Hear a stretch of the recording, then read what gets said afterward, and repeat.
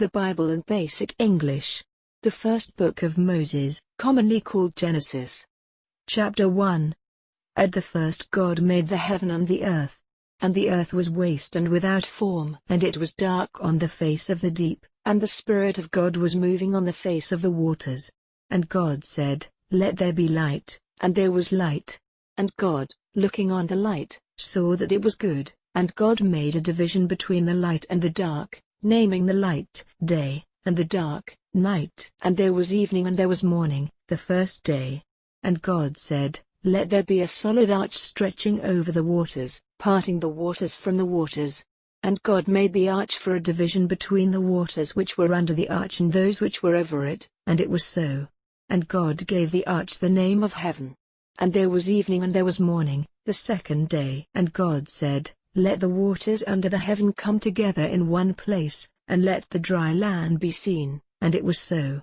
And God gave the dry land the name of earth, and the waters together in their place were named seas. And God saw that it was good. And God said, "Let grass come up on the earth, and plants producing seed, and fruit trees giving fruit, in which is their seed, after their sort," and it was so. And grass came up on the earth, and every plant producing seed of its sort, and every tree producing fruit, in which is its seed, of its sort. And God saw that it was good. And there was evening and there was morning, the third day. And God said, "Let there be lights in the arch of heaven, for a division between the day and the night, and let them be for signs, and for marking the changes of the year, and for days and for years, and let them be for lights in the arch of heaven to give light on the earth." And it was so. And God made the two great lights, the greater light to be the ruler of the day, and the smaller light to be the ruler of the night. And he made the stars. And God put them in the arch of heaven, to give light on the earth, to have rule over the day and the night, and for a division between the light and the dark. And God saw that it was good. And there was evening and there was morning, the fourth day. And God said, "Let the waters be full of living things, and let birds be in flight over the earth under the arch of heaven." And God made great sea beasts, and every sort of living and moving thing with which the waters were full, and every sort of winged bird. And God saw that it was good. And God gave them his blessing, saying, "Be fertile and have increase, making all the waters of the seas full, and let the birds be increased in the earth." And there was evening and there was morning, the fifth day. And God said, "Let the earth give birth to all sorts of living things, cattle and all things moving on the earth, and beasts of the earth after their sort." And it was so.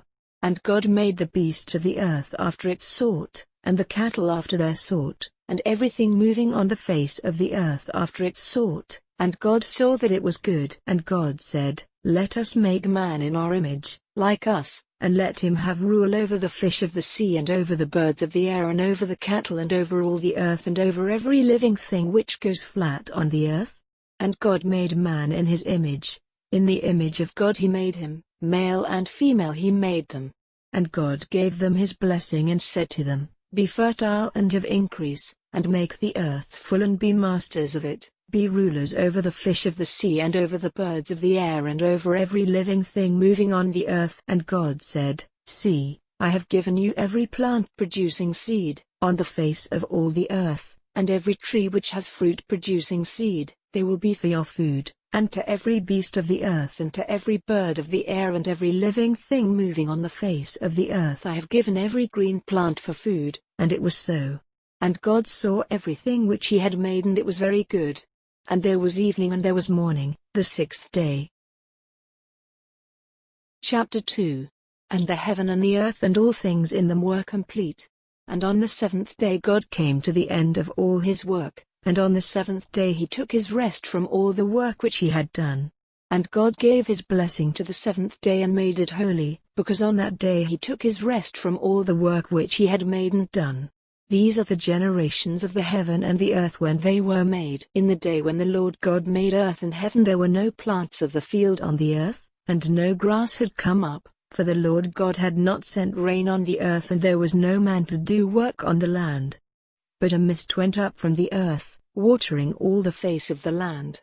And the Lord God made man from the dust of the earth, breathing into him the breath of life, and man became a living soul.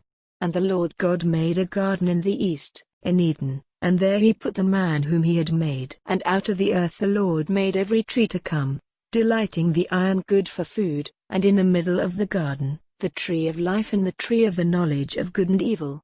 And a river went out of Eden giving water to the garden, and from there it was parted and became 4 streams. The name of the first is Pisn, which goes round about all the land of Havilah where there is gold. And the gold of that land is good, there is bdellium and the onyx stone. And the name of the second river is Gihon, this river goes round all the land of Cush. And the name of the third river is Tigris, which goes to the east of Assyria. And the fourth river is Euphrates. And the Lord God took the man and put him in the Garden of Eden to do work in it and take care of it. And the Lord God gave the man orders, saying, You may freely take of the fruit of every tree of the garden, but of the fruit of the tree of the knowledge of good and evil you may not take, for on the day when you take of it, death will certainly come to you. And the Lord God said, It is not good for the man to be by himself. I will make one like himself as a help to him. And from the earth the Lord God made every beast of the field and every bird of the air, and took them to the man to see what names he would give them, and whatever name he gave to any living thing, that was its name. And the man gave names to all cattle and to the birds of the air and to every beast of the field. But Adam had no one like himself as a help. And the Lord God sent a deep sleep on the man, and took one of the bones from his side while he was sleeping, joining up the flesh again in its place. And the bone which the Lord God had taken from the man he made into a woman, and took her to the man. And the man said, This is now bone of my bone and flesh of my flesh. Let her name be woman, because she was taken out of man. For this cause will a man go away from his father and his mother and be joined to his wife, and they will be one flesh. And the man and his wife were without clothing, and they had no sense of shame. Chapter 3. Now the snake was wiser than any beast of the field which the Lord God had made. And he said to the woman, Has God truly said that you may not take of the fruit of any tree in the garden? And the woman said, We may take of the fruit of the trees in the garden, but of the fruit of the tree in the middle of the garden, God has said, If you take of it or put your hands on it, death will come to you. And the snake said, Death will not certainly come to you, for God sees that on the day when you take of its fruit, your eyes will be open, and you will be as gods, having knowledge of good and evil. And when the woman saw that the tree was good for food, and a delight to the eyes, and to be desired to make one wise, she took of its fruit, and gave it to her husband. And their eyes were open, and they were conscious that they had no clothing, and they made themselves coats of leaves stitched together. And there came to them the sound of the Lord God walking in the garden in the evening wind, and the man and his wife went to a secret place among the trees of the garden, away from the eyes of the Lord God. And the voice of the Lord God came to the man, saying, Where are you? And he said, Hearing your voice in the garden I was full of fear, because I was without clothing, and I kept myself from your eyes. And he said, Who gave you the knowledge that you were without clothing? Have you taken of the fruit of the tree which I said you were not to take? And the man said, The woman whom you gave to be with me, she gave me the fruit of the tree and I took it. And the Lord God said to the woman, What have you done? And the woman said, I was tricked by the deceit of the snake and I took it. And the Lord God said to the snake, Because you have done this you are cursed more than all cattle and every beast of the field. You will go flat on the earth, and dust will be your food all the days of your life, and there will be war between you and the woman and between your seed and her seed. By him will your head be crushed and by you his foot will be wounded. To the woman he said, Great will be your pain in childbirth, in sorrow will your children come to birth, still your desire will be for your husband, but he will be your master. And to Adam he said, Because you gave ear to the voice of your wife and took of the fruit of the tree which I said you were not to take, the earth is cursed on your account, in pain you will get your food from it all your life. Thorns and waste plants will come up, and the plants of the field will be your food. With the hard work of your hands you will get your bread till you go back to the earth from which you were taken, for dust you are and to the dust you will go back. And the man gave his wife the name of Eve because she was the mother of all who have life. And the Lord God made for Adam and for his wife coats of skins for their clothing. And the Lord God said, Now the man has become like one of us, having knowledge of good and evil. and now if he puts out his hand and takes of the fruit of the tree of life, he will go on living forever. So the Lord God sent him out of the Garden of Eden to be a worker on the earth from which he was taken. So he sent the man out, and at the east of the Garden of Eden he put winged ones and a flaming sword turning every way to keep the way to the tree of life. Chapter 4. And the man had connection with Eve his wife, and she became with child and gave birth to Cain, and said, I have got a man from the Lord. Then again she became with child and gave birth to Abel, his brother. And Abel was a keeper of sheep, but Cain was a farmer. And after a time, Cain gave to the Lord an offering of the fruits of the earth. And Abel gave an offering of the young lambs of his flock and of their fat, and the Lord was pleased with Abel's offering, but in Cain and his offering he had no pleasure. And Cain was angry and his face became sad. And the Lord said to Cain, Why are you angry? And why is your face sad? If you do well, will you not have honor? And if you do wrong, sin is waiting at the door, desiring to have you, but do not let it be your master. And Cain said to his brother, Let us go into the field. And when they were in the field, Cain made an attack on his brother Abel and put him to death. And the Lord said to Cain, Where is your brother Abel? And he said, I have no idea, am I my brother's keeper? And he said, What have you done? The voice of your brother's blood is crying to me from the earth. And now you are cursed from the earth, whose mouth is open to take your brother's blood from your hand. No longer will the earth give you her fruit as the reward of your work, you will be a wanderer in flight over the earth. And Cain said, My punishment is greater than my strength. You have sent me out this day from the face of the earth and from before your face. I will be a wanderer in flight over the earth, and whoever sees me will put me to death. And the Lord said, Truly, if Cain is put to death, 7 lives will be taken for his. And the Lord put a mark on Cain so that no one might put him to death. And Cain went away from before the face of the Lord, and made his living place in the land of Nod on the east of Eden.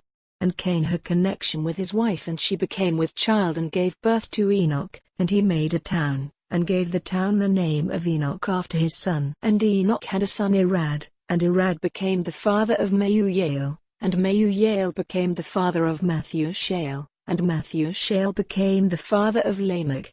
And Lamech had 2 wives, the name of the one was Adah, and the name of the other Zillah. And Adah gave birth to Jabal. He was the father of such as are living in tents and keep cattle.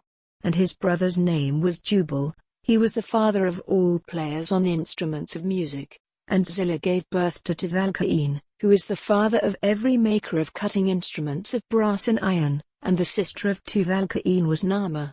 And Lamech said to his wives, Adah and Zillah, Give ear to my voice, you wives of Lamech, give attention to my words, for I would put a man to death for a wound, and a young man for a blow. If 7 lives are to be taken as punishment for Cain's death, 77 will be taken for Lamech's. And Adam had connection with his wife again, and she gave birth to a son to whom she gave the name of Seth, for she said, God has given me another seed in place of Abel, whom Cain put to death. And Seth had a son, and he gave him the name of Enosh. At this time men first made use of the name of the Lord in worship. Chapter 5. This is the book of the generations of Adam. In the day when God made man, he made him in the image of God, male and female he made them, naming them man, and giving them his blessing on the day when they were made. Adam had been living for 130 years when he had a son like himself, after his image, and gave him the name of Seth. And after the birth of Seth, Adam went on living for 800 years, and had sons and daughters. And all the years of Adam's life were 930, and he came to his end. And Seth was 105 years old when he became the father of Enosh, and he went on living after the birth of Enosh for 807 years, and had sons and daughters. And all the years of Seth's life were 912, and he came to his end. And Enosh was 90 years old when he became the father of Kenan, and after the birth of Kenan, Enosh went on living for 815 years, and had sons and daughters, and all the years of Enosh were 905, and he came to his end. And Kenan was 70 years old when he became the father of Mahalalel, and after the birth of Mahalalel, Kenan went on living for 840 years, and had sons and daughters, and all the years of Kenan's life were 910, and he came to his end. And Mahalalel was 65 years old when he became the father of Jared, and after the birth of Jared, Mahalalel went on living for 830 years, and had sons and daughters, and all the years of Mahalalel's life were 895, and he came to his end. And Jared was 162 years old when he became the father of Enoch, and Jared went on living after the birth of Enoch for 800 years, and had sons and daughters, and all the years of Jared's life were 962, and he came to his end. And Enoch was 65 years old when he became the father of Methuselah, and after the birth of Methuselah, Enoch went on in God's ways for 300 years, and had sons and daughters, and all the years of Enoch's life were 365, and Enoch went on in God's ways, and he was not seen again, for God took him. And Methuselah was 187 years old when he became the father of Lamech, and after the birth of Lamech, Methuselah went on living for 782 years, and had sons and daughters, and all the years of Methuselah's life were 969, and he came to his end. And Lamech was 182 years old when he had a son, and he gave him the name of Noah, saying, Truly, he will give us rest from our trouble and the hard work of our hands, because of the earth which was cursed by God. And after the birth of Noah, Lamech went on living for 595 years, and had sons and daughters, and all the years of Lamech's life were 777, and he came to his end. And when Noah was 500 years old, he became the father of Shem, Ham, and Japheth. Chapter 6. And after a time, when men were increasing on the earth, and had daughters, the sons of God saw that the daughters of men were fair, and they took wives for themselves from those who were pleasing to them. And the Lord said, My spirit will not be in man forever, for he is only flesh, so the days of his life will be 120 years. There were men of great strength and size on the earth in those days, and after that, when the sons of God had connection with the daughters of men, they gave birth to children. These were the great men of old days, the men of great name. And the Lord saw that the sin of man was great on the earth, and that all the thoughts of his heart were evil. And the Lord had sorrow because he had made man on the earth, and grief was in his heart. And the Lord said, I will take away man, whom I have made, from the face of the earth, even man and beast and that which goes on the earth and every bird of the air, for I have sorrow for having made them. But Noah had grace in the eyes of God. These are the generations of Noah. Noah was an upright man and without sin in his generation, he went in the ways of God. And Noah had 3 sons, Shem, Ham, and Japheth. And the earth was evil in God's eyes and full of violent ways. And God, looking on the earth, saw that it was evil, for the way of all flesh had become evil on the earth. And God said to Noah, The end of all flesh has come. The earth is full of their violent doings, and now I will put an end to them with the earth. Make for yourself an ark of gopher wood with rooms in it, and make it safe from the water inside and out. And this is the way you are to make it. It is to be 300 cubits long, 50 cubits wide, and 30 cubits high. You are to put a window in the ark, a cubit from the roof, and a door in the side of it, and you are to make it with the lower and second and third floors. For truly, I will send a great flow of waters over the earth, for the destruction from under the heaven of all flesh in which is the breath of life. Everything on the earth will come to an end. But with you I will make an agreement, and you will come into the ark, you and your sons and your wife and your sons' wives with you. And you will take with you into the ark 2 of every sort of living thing, and keep them safe with you. They will be male and female. 2 of every sort of bird and cattle and of every sort of living thing which goes on the earth will you take with you to keep them from destruction. And make a store of every sort of food for yourself and them. And all these things Noah did, as God said, so he did. Chapter 7. And the Lord said to Noah, Take all your family and go into the ark, for you only in this generation have I seen to be upright. Of every clean beast you will take 7 males and 7 females, and of the beasts which are not clean, 2, the male and his female, and of the birds of the air, 7 males and 7 females, so that their seed may still be living on the face of the earth. For after 7 days I will send rain on the earth for 40 days and 40 nights, for the destruction of every living thing which I have made on the face of the earth. And Noah did everything which the Lord said he was to do. And Noah was 600 years old when the waters came flowing over all the earth. And Noah, with his sons and his wife and his sons' wives, went into the ark because of the flowing of the waters, of clean beasts, and of beasts which are not clean, and of birds, and of everything which goes on the earth, in twos, male and female, they went into the ark with Noah, as God had said. And after the 7 days, the waters came over all the earth. In the 600th year of Noah's life, in the 2nd month, on the 17th day of the month, all the fountains of the great deep came bursting through, and the windows of heaven were open, and rain came down on the earth for 40 days and 40 nights. On the same day Noah, with Shem, Ham, and Japheth, his sons, and his wife and his sons' wives, went into the ark, and with them, every sort of beast and cattle, and every sort of thing which goes on the earth, and every sort of bird. They went with Noah into the ark, 2 and 2 of all flesh, in which is the breath of life. Male and female of all flesh went in, as God had said, and the ark was shut by the Lord. And for 40 days the waters were over all the earth, and the waters were increased so that the ark was lifted up high over the earth. And the waters overcame everything and were increased greatly on the earth, and the ark was resting on the face of the waters.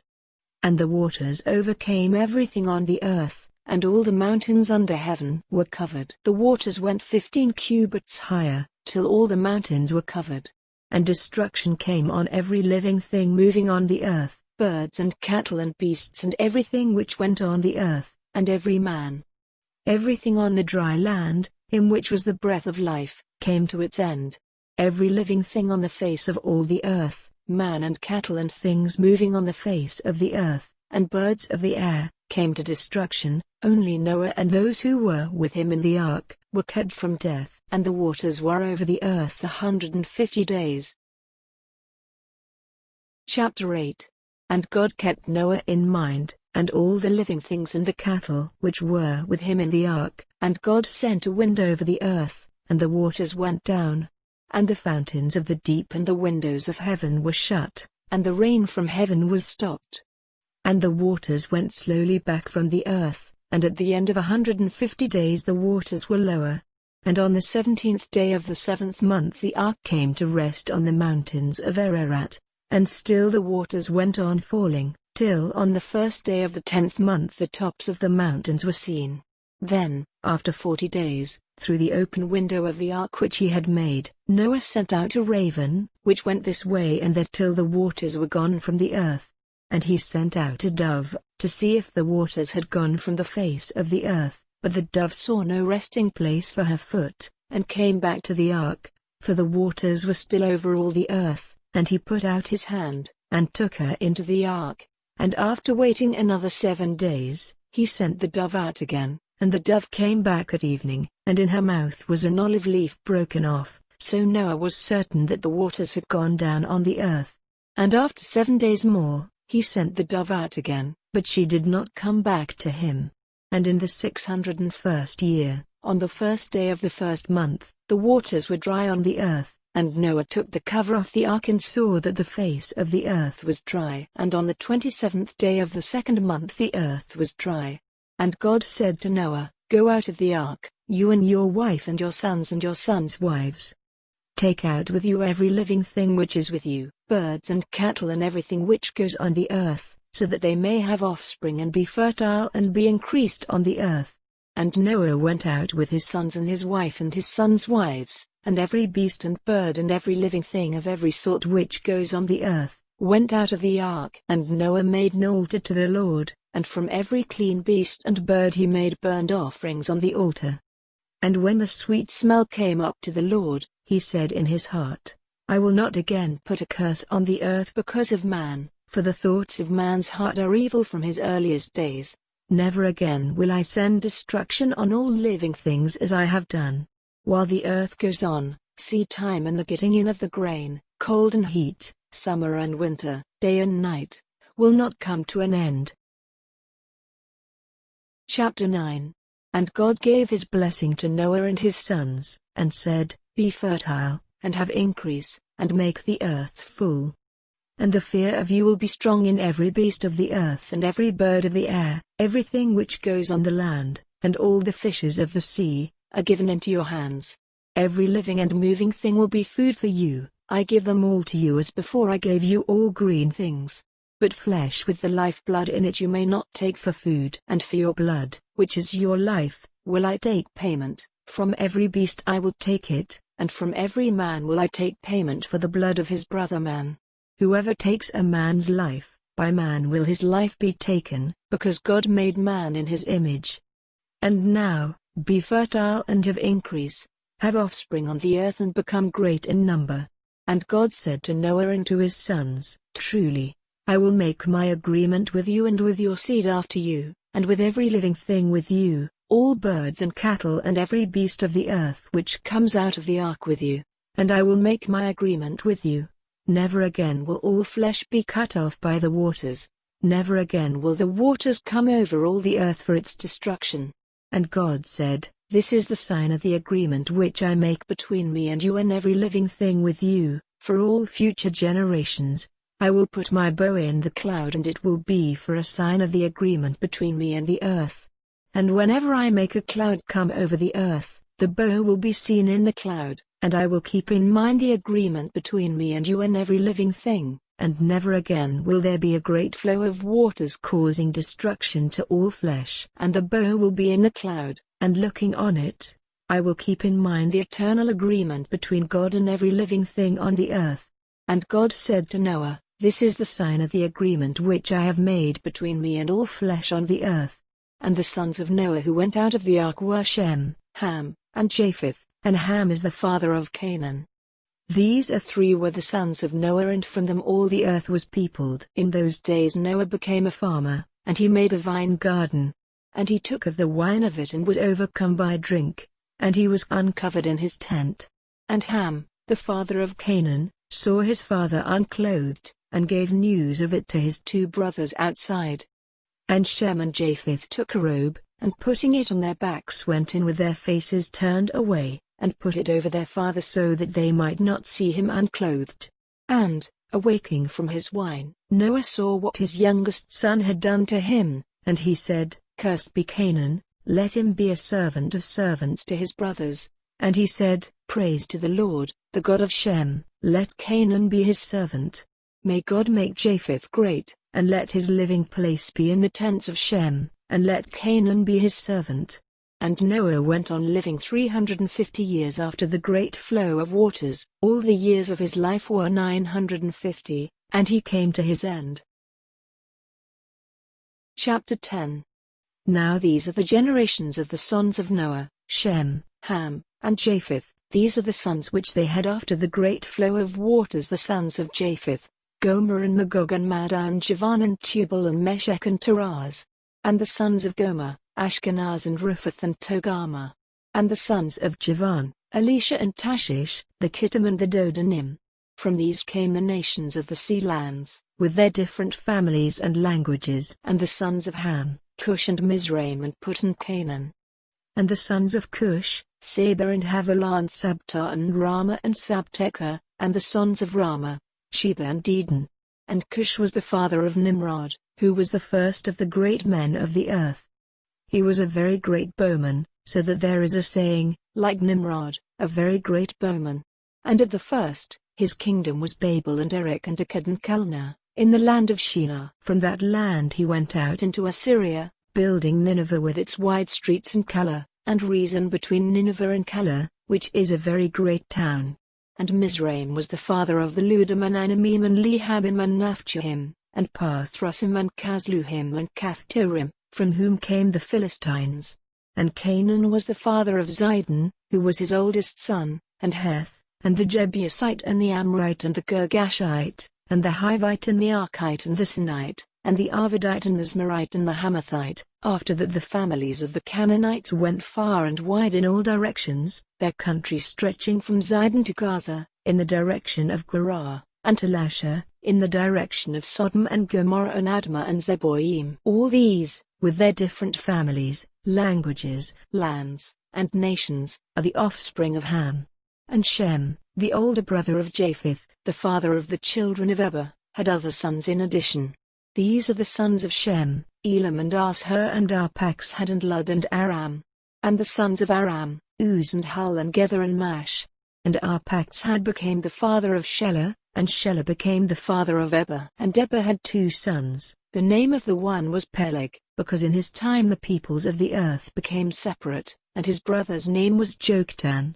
And Joktan was the father of Almodad and Sheleph and Hazarmaveth and Jerah and Hadoram and Uzal and Diklah and Obal and Abimael and Sheba and Ophir and Havilah and Jobab. All these were the sons of Joktan. And their country was from Mesha, in the direction of Sephar, the mountain of the east. These, with their families and their languages and their lands and their nations, are the offspring of Shem. These are the families of the sons of Noah, in the order of their generations and their nations. From these came all the nations of the earth after the great flow of waters. Chapter 11. And all the earth had one language and one tongue. And it came about that in their wandering from the east, they came to a stretch of flat country in the land of Shinar, and there they made their living place. And they said one to another, Come, let us make bricks, burning them well.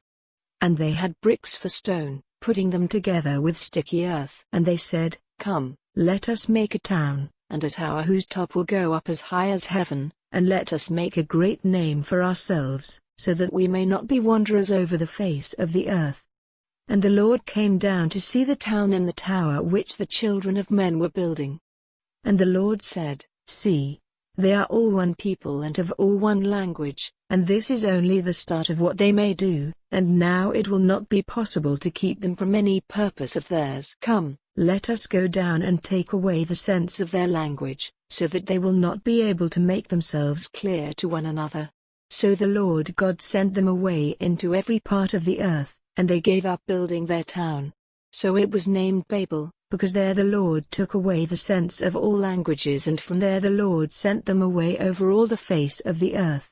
These are the generations of Shem. Shem was 100 years old when he became the father of Arpachshad, 2 years after the great flow of waters, and after the birth of Arpachshad, Shem went on living for 500 years, and had sons and daughters. And Arpachshad was 35 years old when he became the father of Shelah, and after the birth of Shelah, Arpachshad went on living for 403 years, and had sons and daughters. And Shelah was 30 years old when he became the father of Eber, and after the birth of Eber, Shelah went on living for 403 years, and had sons and daughters. And Eber was 34 years old when he became the father of Peleg, and after the birth of Peleg, Eber went on living for 430 years, and had sons and daughters. And Peleg was 30 years old when he became the father of Reu, and after the birth of Reu, Peleg went on living for 209 years, and had sons and daughters. And Reu was 32 years old when he became the father of Serug, and after the birth of Serug,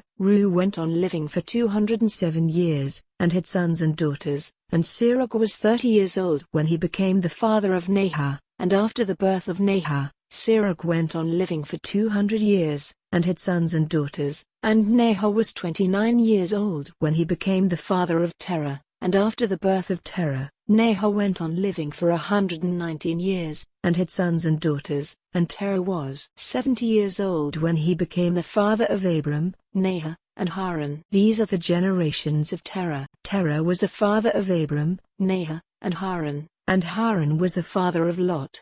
And death came to Haran when he was with his father Terah in the land of his birth, of the Chaldees.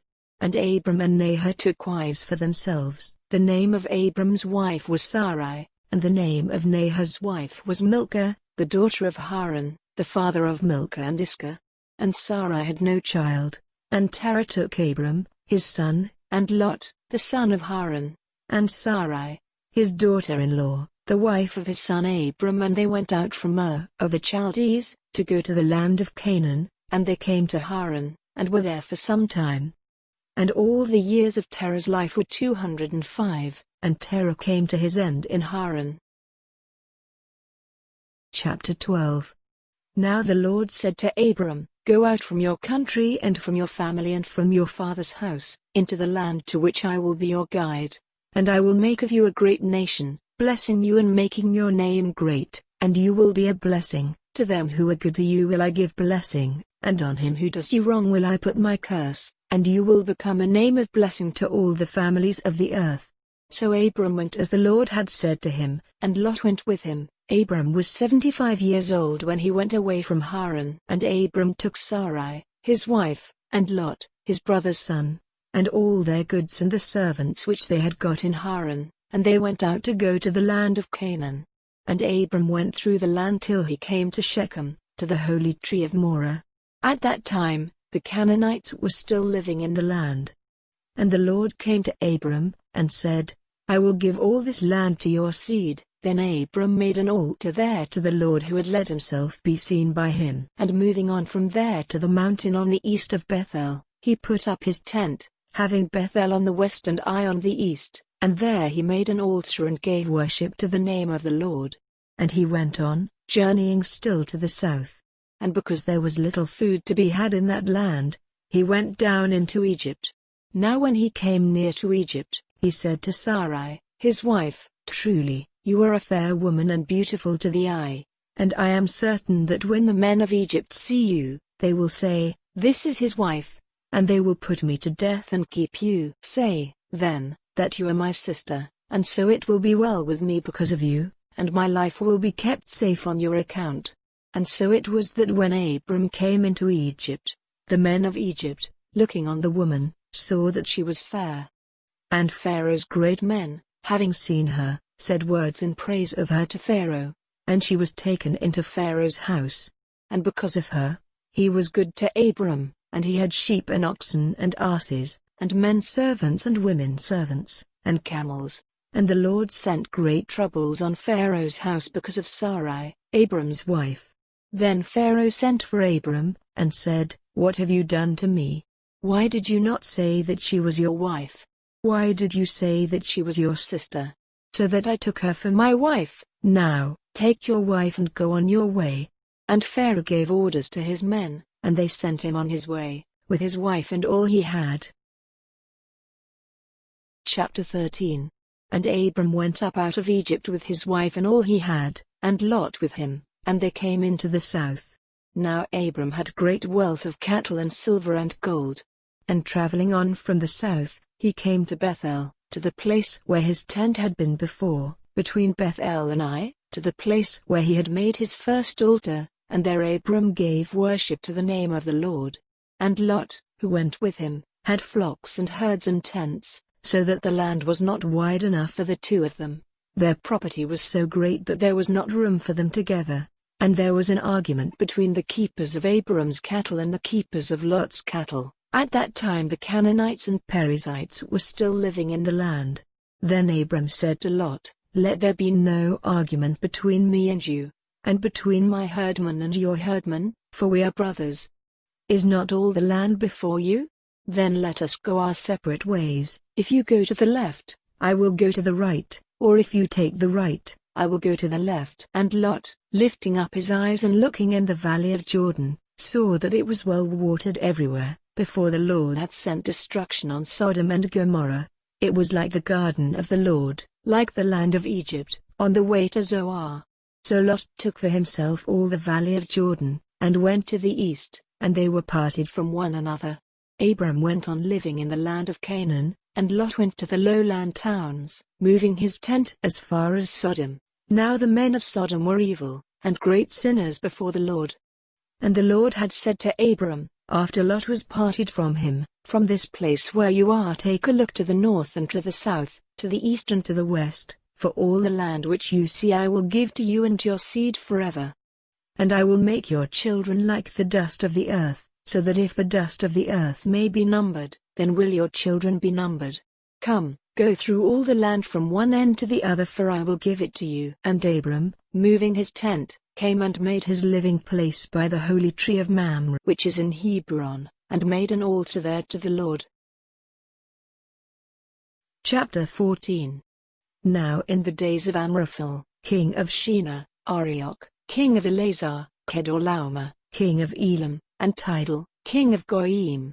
They made war with Bera, king of Sodom, and with Bersha, king of Gomorrah, Shinab, king of Admah, and Shemeba, king of Zeboim, and the king of Bela, which is Zoar.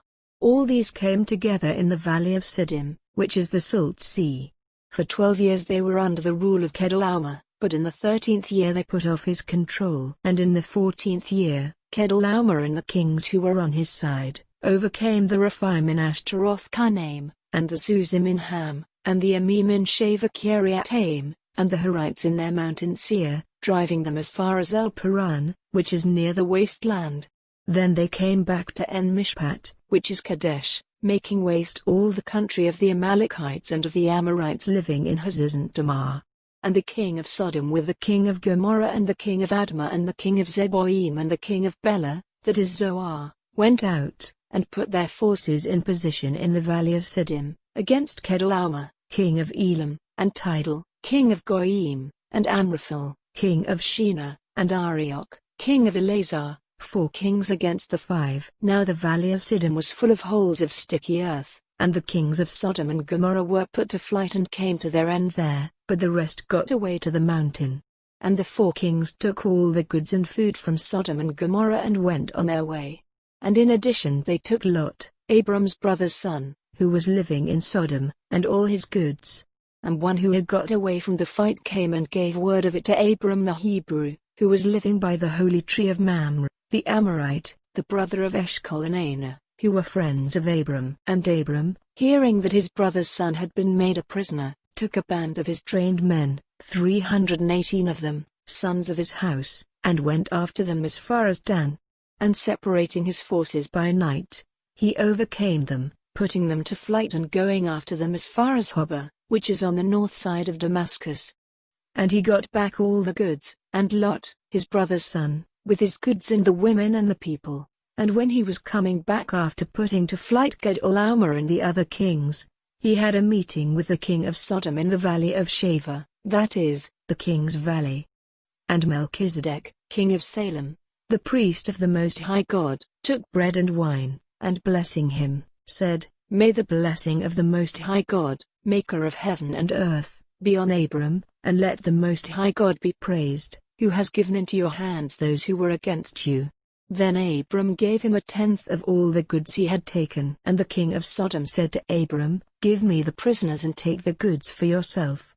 But Abram said to the king of Sodom, I have taken an oath to the Lord, the Most High God, maker of heaven and earth, that I will not take so much as a thread or the cord of a shoe of yours, so that you may not say, I have given wealth to Abram. Give me nothing but the food which the fighting men who went with me have had, but let Aner and Eshcol and Mamre have their part of the goods.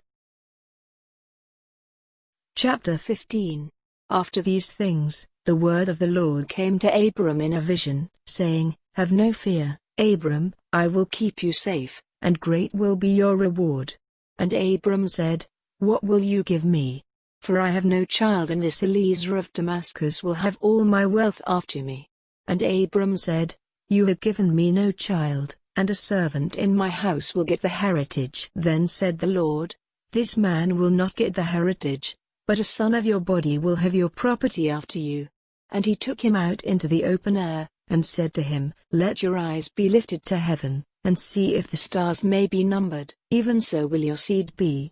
And he had faith in the Lord, and it was put to his account as righteousness. And he said to him, I am the Lord, who took you from Ur of the Chaldees, to give you this land for your heritage.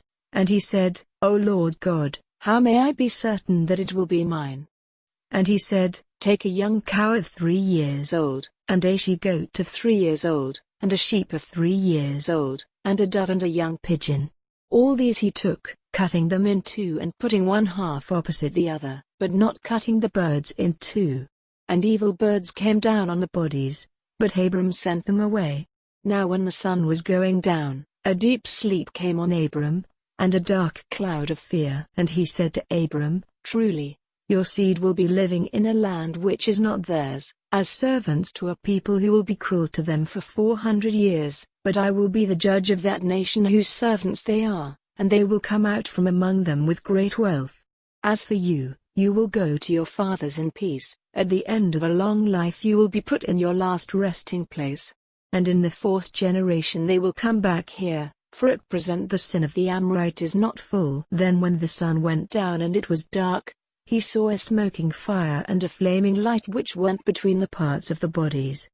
In that day the Lord made an agreement with Abram, and said, "To your seed have I given this land from the river of Egypt to the great river, the river Euphrates, the Kenite, the Kenizzite, and the Cadmonite, and the Hittite, and the Perizzite, and the Rephaim, and the Amorite, and the Canaanite, and the Girgashite, and the Jebusite." Chapter 16. Now Sarai, Abram's wife, had given him no children, and she had a servant, a woman of Egypt whose name was Hagar. And Sarai said to Abram, "See, the Lord has not let me have children, go in to my servant, for I may get a family through her." And Abram did as Sarai said. So after Abram had been living for 10 years in the land of Canaan, Sarai took Hagar, her Egyptian servant, and gave her to Abram for his wife. And he went into Hagar and she became with child, and when she saw that she was with child, she no longer had any respect for her master's wife. And Sarai said to Abram, "May my wrong be on you, I gave you my servant for your wife." And when she saw that she was with child, she no longer had any respect for me. May the Lord be judge between you and me. And Abram said, "The woman is in your power, do with her whatever seems good to you." And Sarai was cruel to her, so that she went running away from her. And an angel of the Lord came to her by a fountain of water in the wasteland, by the fountain on the way to Shur. And he said, "Hagar, Sarai's servant, where have you come from and where are you going?" And she said, "I am running away from Sarai, my master's wife." And the angel said to her, "Go back, and put yourself under her authority." And the angel of the Lord said, "Your seed will be greatly increased so that it may not be numbered." And the angel of the Lord said, "See, you are with child and will give birth to a son, to whom you will give the name Ishmael, because the ears of the Lord were open to your sorrow. And he will be like a mountain ass among men, his hand will be against every man and every man's hand against him, and he will keep his place against all his brothers." And to the Lord who was talking with her she gave this name, "You are a God who is seen," for she said, "Have I not even here in the wasteland had a vision of God and am still living?" So that fountain was named, Fountain of Life and Vision. It is between Kadesh and Bud. And Hagar gave birth to a child, the son of Abram, to whom Abram gave the name of Ishmael. Abram was 86 years old when Hagar gave birth to Ishmael. Chapter 17. When Abram was 99 years old, the Lord came to him, and said, "I am God, ruler of all. Go in my ways and be upright in all things, and I will make an agreement between you and me, and your offspring will be greatly increased." And Abram went down on his face on the earth, and the Lord God went on talking with him, and said, "As for me, my agreement is made with you, and you will be the father of nations without end. No longer will your name be Abram, but Abraham, for I have made you the father of a number of nations. I will make you very fertile, so that nations will come from you and kings will be your offspring. And I will make between me and you and your seed after you through all generations, an eternal agreement to be a God to you and to your seed after you. And to you and to your seed after you, I will give the land in which you are living, all the land of Canaan for an eternal heritage, and I will be their God." And God said to Abraham, "On your side, you are to keep the agreement, you and your seed after you through all generations. And this is the agreement which you are to keep with me, you and your seed after you. Every male among you is to undergo circumcision. In the flesh of your private parts you are to undergo it, as a mark of the agreement between me and you. Every male among you, from one generation to another, is to undergo circumcision when he is 8 days old, with every servant whose birth takes place in your house, or for whom you gave money to someone of another country, and not of your seed. He who comes to birth in your house and he who is made yours for a price, all are to undergo circumcision, so that my agreement may be marked in your flesh, an agreement for all time. And any male who does not undergo circumcision will be cut off from his people, my agreement has been broken by him." And God said, "As for Sarai, your wife, From now her name will be not Sarai, but Sarah. And I will give her a blessing so that you will have a son by her. Truly my blessing will be on her, and she will be the mother of nations. Kings of peoples will be her offspring. Then Abraham went down on his face, and laughing, said in his heart, May a man 100 years old have a child? Will Sarah, at 90 years old, give birth? And Abraham said to God, If only Ishmael's life might be your care. And God said, Not so, but Sarah, your wife, will have a son, and you will give him the name Isaac. And I will make my agreement with him forever and with his seed after him. As for Ishmael, I have given ear to your prayer. Truly I have given him my blessing, and I will make him fertile and give him great increase. He will be the father of 12 chiefs, and I will make him a great nation. But my agreement will be with Isaac, to whom Sarah will give birth a year from this time. And having said these words, God went up from Abraham. And Abraham took Ishmael, his son, and all whose birth had taken place in his house, and all his servants whom he had made his for a price, every male of his house, and on that very day he gave them circumcision in the flesh of their private parts as God had said to him. Abraham was 99 years old when he underwent circumcision. And Ishmael, his son, was 13 years old when he underwent circumcision. Abraham and Ishmael, his son, underwent circumcision on that very day. And all the men of his house, those whose birth had taken place in the house and those whom he had got for money from men of other lands, underwent circumcision with him. Chapter 18.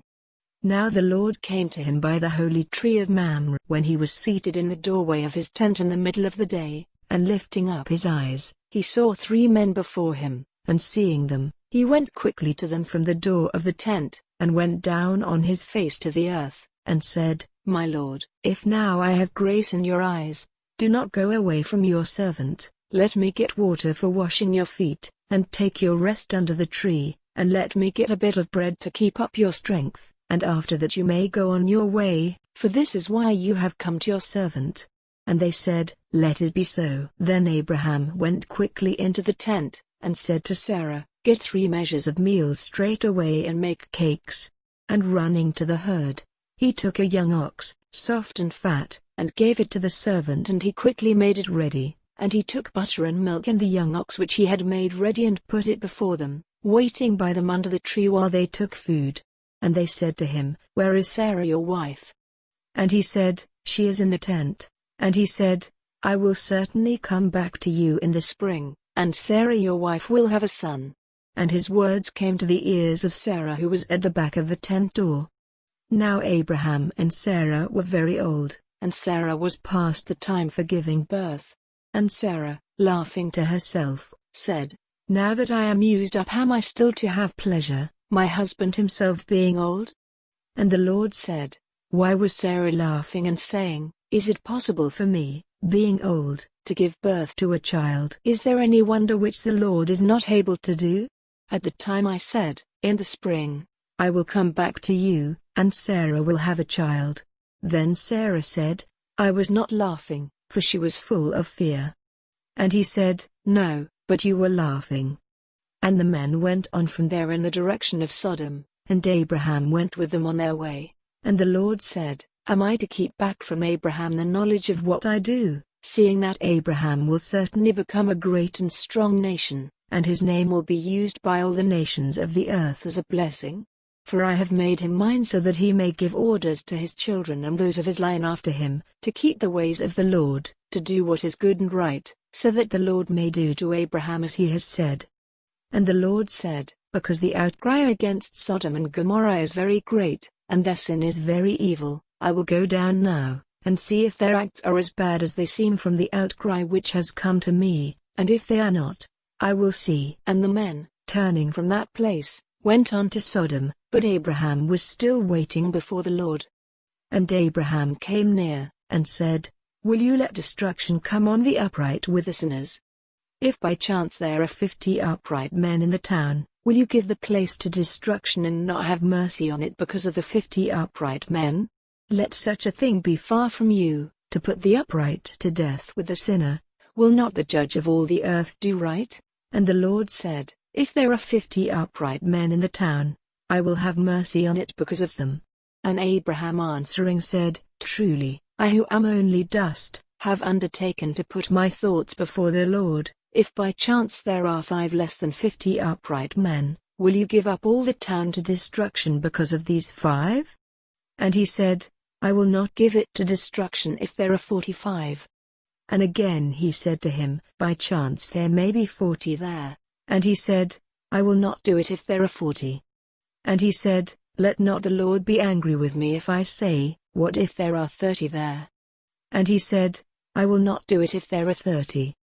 And he said, See now, I have undertaken to put my thoughts before the Lord, what if there are 20 there?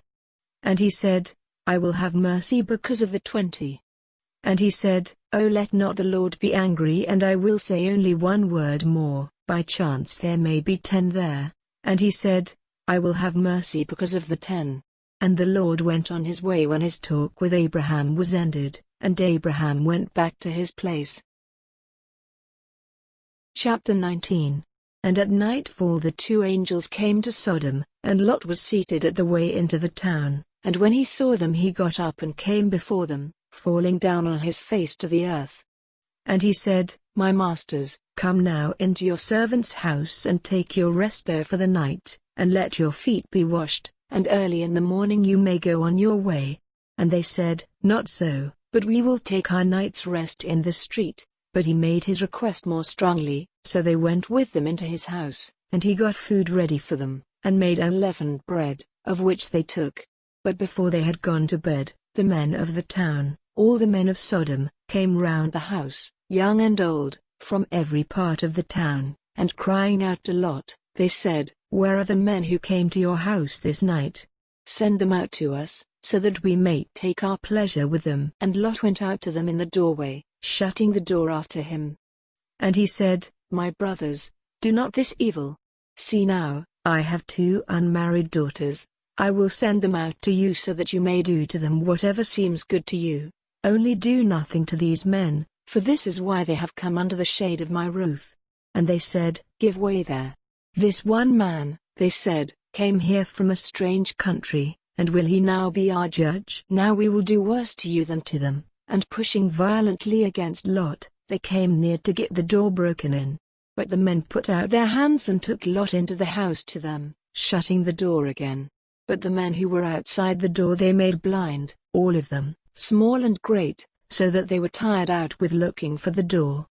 Then the men said to Lot, Are there any others of your family here? Sons-in-law or sons or daughters, take them all out of this place, for we are about to send destruction on this place. Because a great outcry against them has come to the ears of the Lord, and the Lord has sent us to put an end to the town. And Lot went out and said to his sons-in-law, who were married to his daughters, Come, let us go out of this place, for the Lord is about to send destruction on the town. But his sons-in-law did not take him seriously. And when morning came, the angels did all in their power to make Lot go, saying, Get up quickly and take your wife and your 2 daughters who are here, and go, for fear that you come to destruction in the punishment of the town. But while he was waiting, the men took him and his wife and his daughters by the hand, for the Lord had mercy on them, and put them outside the town.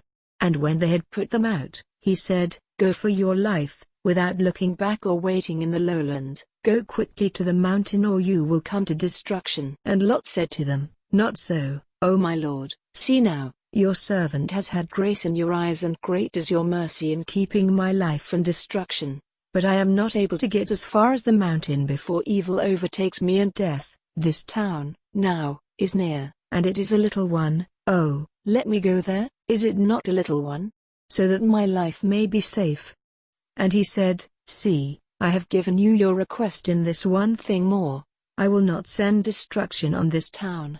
Go there quickly. For I am not able to do anything till you have come there. For this reason, the town was named Zoar. The sun was up when Lot came to Zoar. Then the Lord sent fire and flaming smoke raining down from heaven on Sodom and Gomorrah. And he sent destruction on those towns, with all the lowland and all the people of those towns and every green thing in the land. But Lot's wife, looking back, became a pillar of salt. And Abraham got up early in the morning and went to the place where he had been talking with the Lord, and looking in the direction of Sodom and Gomorrah and the lowland, he saw the smoke of the land going up like the smoke of an oven. So it came about that when God sent destruction on the towns of the lowland, he kept his word to Abraham, and sent Lot safely away when he put an end to the towns where he was living. Then Lot went up out of Zoar to the mountain, and was living there with his 2 daughters, for fear kept him from living in Zoar, and he and his daughters made their living place in a hole in the rock. And the older daughter said to her sister, "Our father is old, and there is no man to be a husband to us in the natural way. Come, let us give our father much wine, and we will go into his bed, so that we may have offspring by our father." And that night they made their father take much wine, and the older daughter went into his bed, and he had no knowledge of her when she went in or when she went away. And on the day after, the older daughter said to the younger, "Last night I was with my father, let us make him take much wine this night again, and do you go to him, so that we may have offspring by our father." And that night again they made their father take much wine, and the younger daughter went into his bed, and he had no knowledge of her when she went in or when she went away. And so the 2 daughters of Lot were with child by their father. And the older daughter had a son, and she gave him the name Moab. He is the father of the Moabites to this day. And the younger had a son and gave him the name Ben-Oni. From him come the children of Ammon to this day. Chapter 20. And Abraham went on his way from there to the land of the south, and was living between Kadesh and Shur, in Gerar. And Abraham said of Sarah, his wife, "She is my sister," and Abimelech, king of Gerar, sent and took Sarah. But God came to Abimelech in a dream in the night, and said to him, "Truly you are a dead man because of the woman whom you have taken, for she is a man's wife." Now Abimelech had not come near her, and he said, "Lord, will you put to death an upright nation? Did he not say to me himself, 'She is my sister'?" And she herself said, "He is my brother, with an upright heart and clean hands have I done this." And God said to him in the dream, "I see that you have done this with an upright heart, and I have kept you from sinning against me. For this reason I did not let you come near her. So now, give the man back his wife, for he is a prophet, and let him say a prayer for you, so your life may be safe. But if you do not give her back, be certain that death will come to you and all your house." So Abimelech got up early in the morning and sent for all his servants and gave them word of these things, and they were full of fear. Then Abimelech sent for Abraham, and said, "What have you done to us? What wrong have I done you that you have put on me and on my kingdom so great a sin? You have done to me things which are not to be done." And Abimelech said to Abraham, "Why did you do this thing?" And Abraham said, "Because it seemed to me that there was no fear of God in this place, and that they might put me to death because of my wife. And, in fact, she is my sister, the daughter of my father, but not the daughter of my mother, and she became my wife. And when God sent me wandering from my father's house, I said to her, 'Let this be the sign of your love for me. Wherever we go, say of me, he is my brother.'" Then Abimelech gave to Abraham sheep and oxen and men servants and women servants, and gave him back his wife Sarah. And Abimelech said, "See, all my land is before you, take whatever place seems good to you." And he said to Sarah, "See, I have given to your brother 1,000 bits of silver so that your wrong may be put right, now your honor is clear in the eyes of all." Then Abraham made prayer to God, and God made Abimelech well again, and his wife and his women servants, so that they had children. For the Lord had kept all the women of the house of Abimelech from having children, because of Sarah, Abraham's wife. Chapter 21. And the Lord came to Sarah as he had said and did to her as he had undertaken. And Sarah became with child, and gave Abraham a son when he was old, at the time named by God. And Abraham gave to his son, to whom Sarah had given birth, the name Isaac. And when his son Isaac was 8 days old, Abraham made him undergo circumcision, as God had said to him. Now Abraham was 100 years old when the birth of Isaac took place. And Sarah said, "God has given me cause for laughing, and everyone who has news of it will be laughing with me." And she said, who would have said to Abraham that Sarah would have a child at her breast? For see, I have given him a son now when he is old. And when the child was old enough to be taken from the breast, Abraham made a great feast. And Sarah saw the son of Hagar the Egyptian playing with Isaac, so she said to Abraham, Send away that woman and her son, for the son of that woman is not to have a part in the heritage with my son Isaac. And this was a great grief to Abraham because of his son. But God said, Let it not be a grief to you because of the boy and Hagar his mother. Give ear to whatever Sarah says to you, because it is from Isaac that your seed will take its name. And I will make a nation of the son of your servant woman, because he is your seed. And early in the morning Abraham got up, and gave Hagar some bread and a water skin, and put the boy on her back, and sent her away, and she went, wandering in the wasteland of Beersheba. And when all the water in the skin was used up, she put the child down under a tree.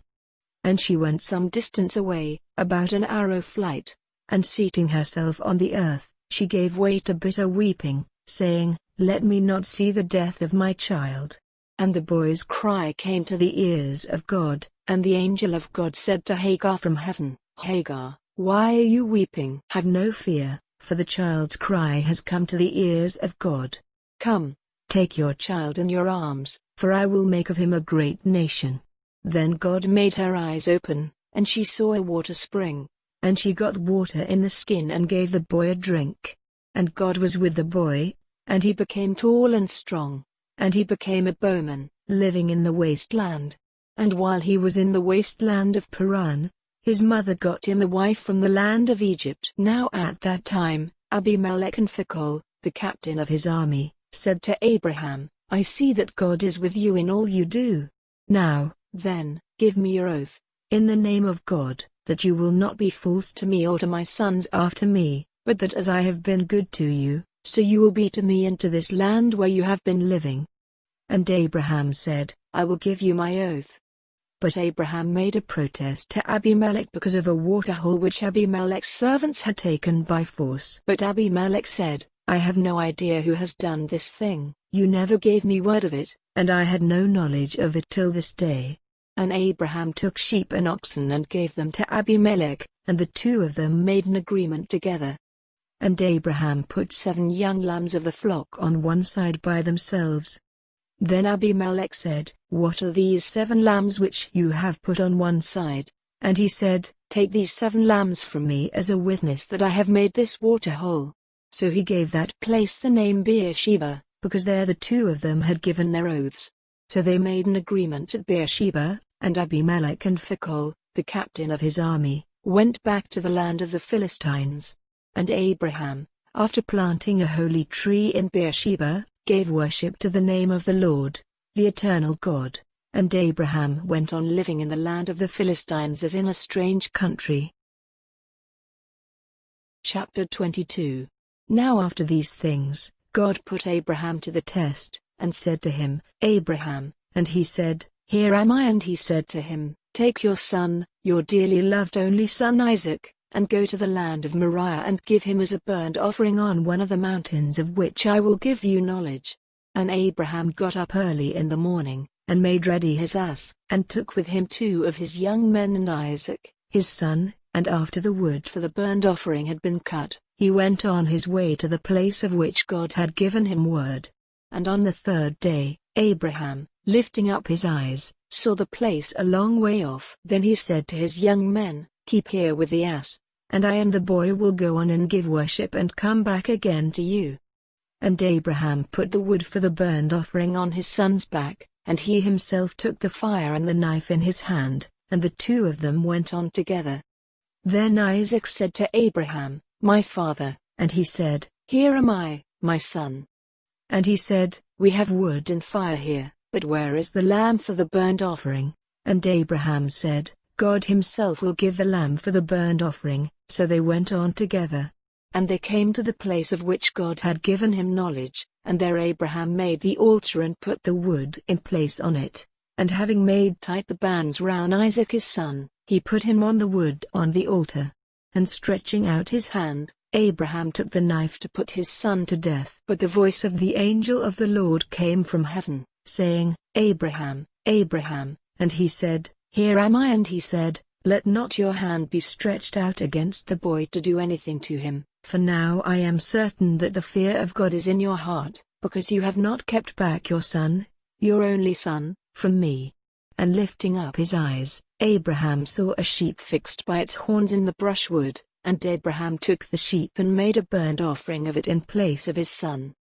And Abraham gave that place the name Yahweh-Yireh, as it is said to this day, In the mountain the Lord is seen. And the voice of the angel of the Lord came to Abraham a second time from heaven, saying, I have taken an oath by my name, says the Lord, because you have done this and have not kept back from me your dearly loved only son, that I will certainly give you my blessing, and your seed will be increased like the stars of heaven and the sand by the seaside. Your seed will take the land of those who are against them, and your seed will be a blessing to all the nations of the earth, because you have done what I gave you orders to do. Then Abraham went back to his young men, and they went together to Beersheba, the place where Abraham was living. After these things, Abraham had news that Milcah, the wife of his brother Nahor, had given birth to children, Uz the oldest, and Buz his brother, and Kemuel, the father of Aram, and Chest and Hazo and Pildash and Jidlaph and Bethuel. Bethuel was the father of Rebekah. These 8 were the children of Milcah and Nahor, Abraham's brother. And his servant Reumah gave birth to Tebah and Gaim and Tahash and Maacah. Chapter 23. Now the years of Sarah's life were 127. And Sarah's death took place in Kiriath Arba, that is, Hebron, in the land of Canaan, and Abraham went into his house, weeping and sorrowing for Sarah. And Abraham came from his dead and said to the children of Heth, I am living among you as one from a strange country, give me some land here as my property, so that I may put my dead to rest. And in answer the children of Heth said to Abraham, My lord, truly you are a great chief among us.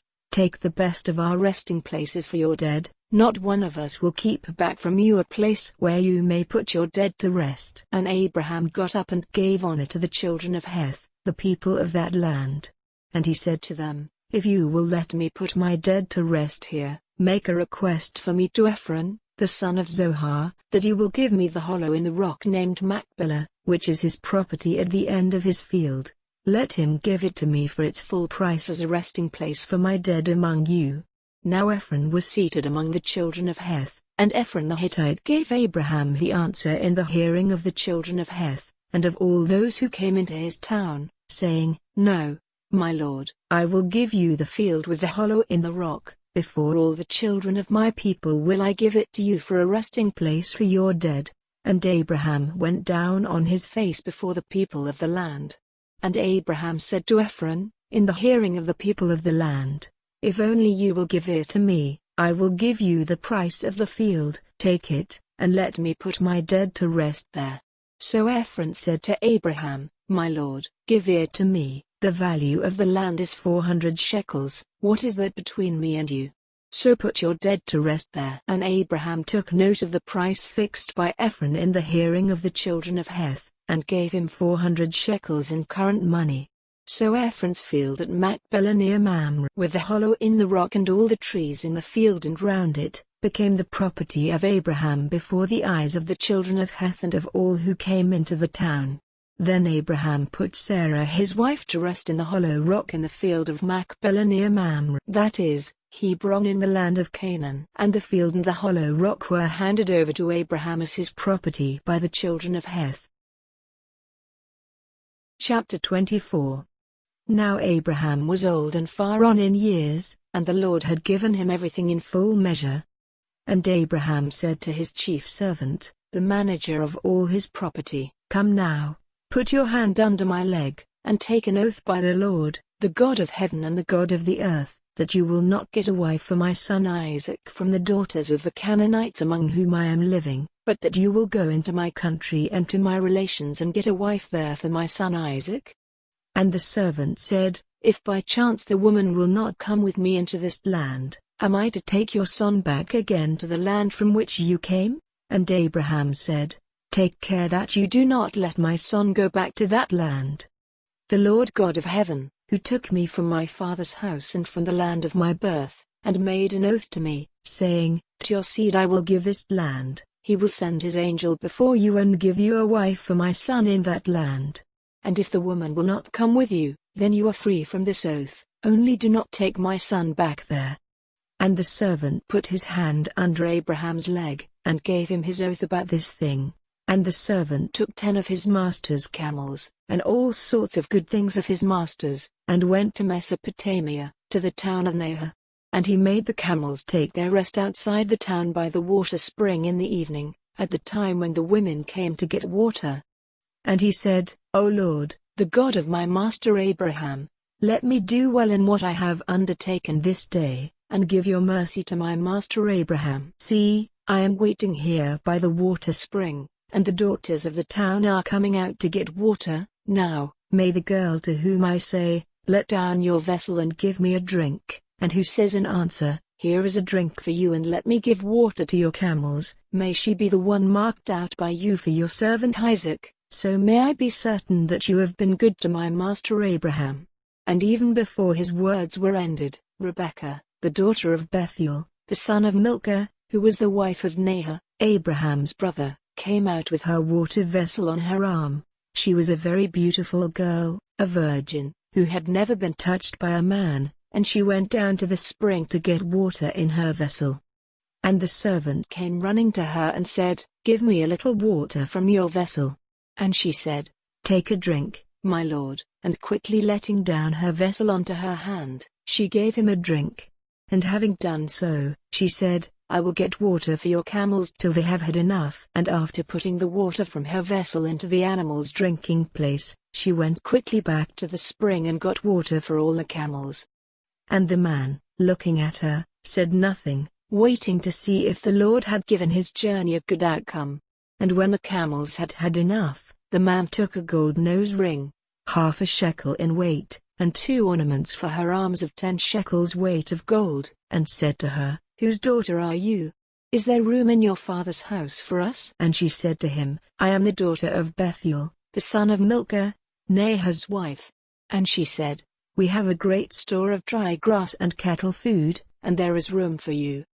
And with bent head the man gave worship to the Lord, and said, "Praise be to the Lord, the God of my master Abraham, who has given a sign that he is good and true to my master, by guiding me straight to the house of my master's family." So the girl went running and took the news of these things to her mother's house. Now Rebekah had a brother named Laban, and he came out quickly to the man at the water spring. And when he saw the nose ring and the ornaments on his sister's hands, and when she gave him word of what the man had said to her, then he went out to the man who was waiting with the camels by the water spring. And he said to him, "Come in, you on whom is the blessing of the Lord. Why are you waiting outside? For I have made the house ready for you, and a place for the camels." Then the man came into the house, and Laban took their cords off the camels and gave them dry grass and food, and he gave to him and the men who were with him water for washing their feet. And meat was put before him, but he said, "I will not take food till I have made my business clear to you." And they said, "Do so." And he said, "I am Abraham's servant. The Lord has given my master every blessing, and he has become great. He has given him flocks and herds and silver and gold, and men servants and women servants and camels and asses. And when Sarah, my master's wife, was old, she gave birth to a son, to whom he has given all he has. And my master made me take an oath, saying, 'Do not get a wife for my son from the daughters of the Canaanites among whom I am living, but go to my father's house and to my relations for a wife for my son.' And I said to my master, 'What if the woman will not come with me?' And he said, 'The Lord, whom I have ever kept before me, will send his angel with you, who will make it possible for you to get a wife for my son from my relations and my father's house, and you will be free from your oath to me when you come to my people, and if they will not give her to you, you will be free from your oath.' And I came today to the water spring, and I said, 'O Lord, the God of my master Abraham, if it is your purpose to give a good outcome to my journey, let it come about that, while I am waiting here by the water spring, if a girl comes to get water and I say to her, "Give me a little water from your vessel," and she says, "Take a drink," and I will get water for your camels. Let her be the woman marked out by the Lord for my master's son." And even while I was saying this to myself, Rebekah came out with her vessel on her arm, and she went down to the spring to get water, and I said to her, "Give me a drink." And straightway she took down her vessel from her arm, and said, "Take a drink, and I will get water for your camels." And questioning her, I said, "Whose daughter are you?" And she said, "The daughter of Bethuel, the son of Nahor, and Milcah his wife." Then I put the ring on her nose and the ornaments on her hands. And with bent head I gave worship and praise to the Lord, the God of my master Abraham, by whom I had been guided in the right way, to get the daughter of my master's brother for his son. And now, say if you will do what is good and right for my master or not, in order that it may be clear to me what I have to do." Then Laban and Bethuel said in answer, "This is the Lord's doing. It is not for us to say yes or no to you. See, here is Rebekah, take her and go, and let her be your master's son's wife, as the Lord has said." And at these words, Abraham's servant went down on his face and gave praise to the Lord. Then he took jewels of silver and jewels of gold and fair robes and gave them to Rebekah. And he gave things of value to her mother and her brother. Then he and the men who were with him had food and drink, and took their rest there that night. And in the morning he got up, and said, "Let me now go back to my master." But her brother and her mother said, "Let the girl be with us a week or 10 days, and then she may go." And he said, "Do not keep me. The Lord has given a good outcome to my journey. Let me now go back to my master." And they said, "We will send for the girl, and let her make the decision." And they sent for Rebekah and said to her, "Are you ready to go with this man?" And she said, "I am ready." So they sent their sister Rebekah and her servant with Abraham's servant and his men. And they gave Rebekah their blessing, saying, "O sister, may you be the mother of thousands and 10,000s, and may your seed overcome all those who make war against them." So Rebekah and her servant women went with the man, seated on the camels, and so the servant took Rebekah and went on his way. Now Isaac had come through the wasteland to Beer-lahai, for he was living in the south. And when the evening was near, he went wandering out into the fields, and lifting up his eyes he saw camels coming. And when Rebekah, looking up, saw Isaac, she got down from her camel, and said to the servant, "Who is that man coming to us through the field?"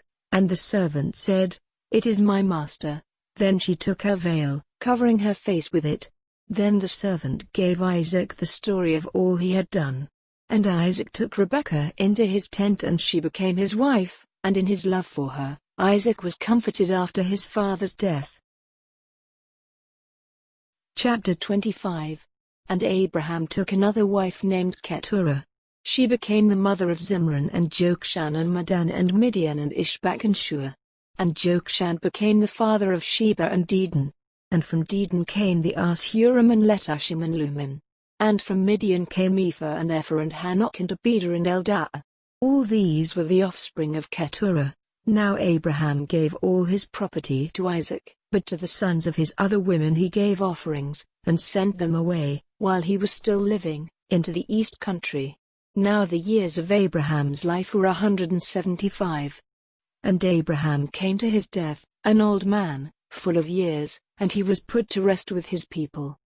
And Isaac and Ishmael, his sons, put him to rest in the hollow rock of Machpelah, in the field of Ephron, the son of Zohar the Hittite, near Mamre, the same field which Abraham got from the children of Heth. There Abraham was put to rest with Sarah, his wife. Now after the death of Abraham, the blessing of God was with Isaac, his son. Now these are the generations of Ishmael, the son of Abraham, whose mother was Hagar the Egyptian, the servant of Sarah. These are the names of the sons of Ishmael by their generations. Ishmael's first son was Nebaioth, then Kedar and Adbeel and Mibsam and Mishma and Dumah and Massa, Hadad and Tema, Jether, Naphish, and Kedemah. These are the sons of Ishmael, and these are their names in their towns and their tent circles, 12 chiefs with their peoples. And the years of Ishmael's life were 137, and he came to his end, and was put to rest with his people. And their country was from Havilah to Shur, which is east of Egypt. They took their place to the east of all their brothers.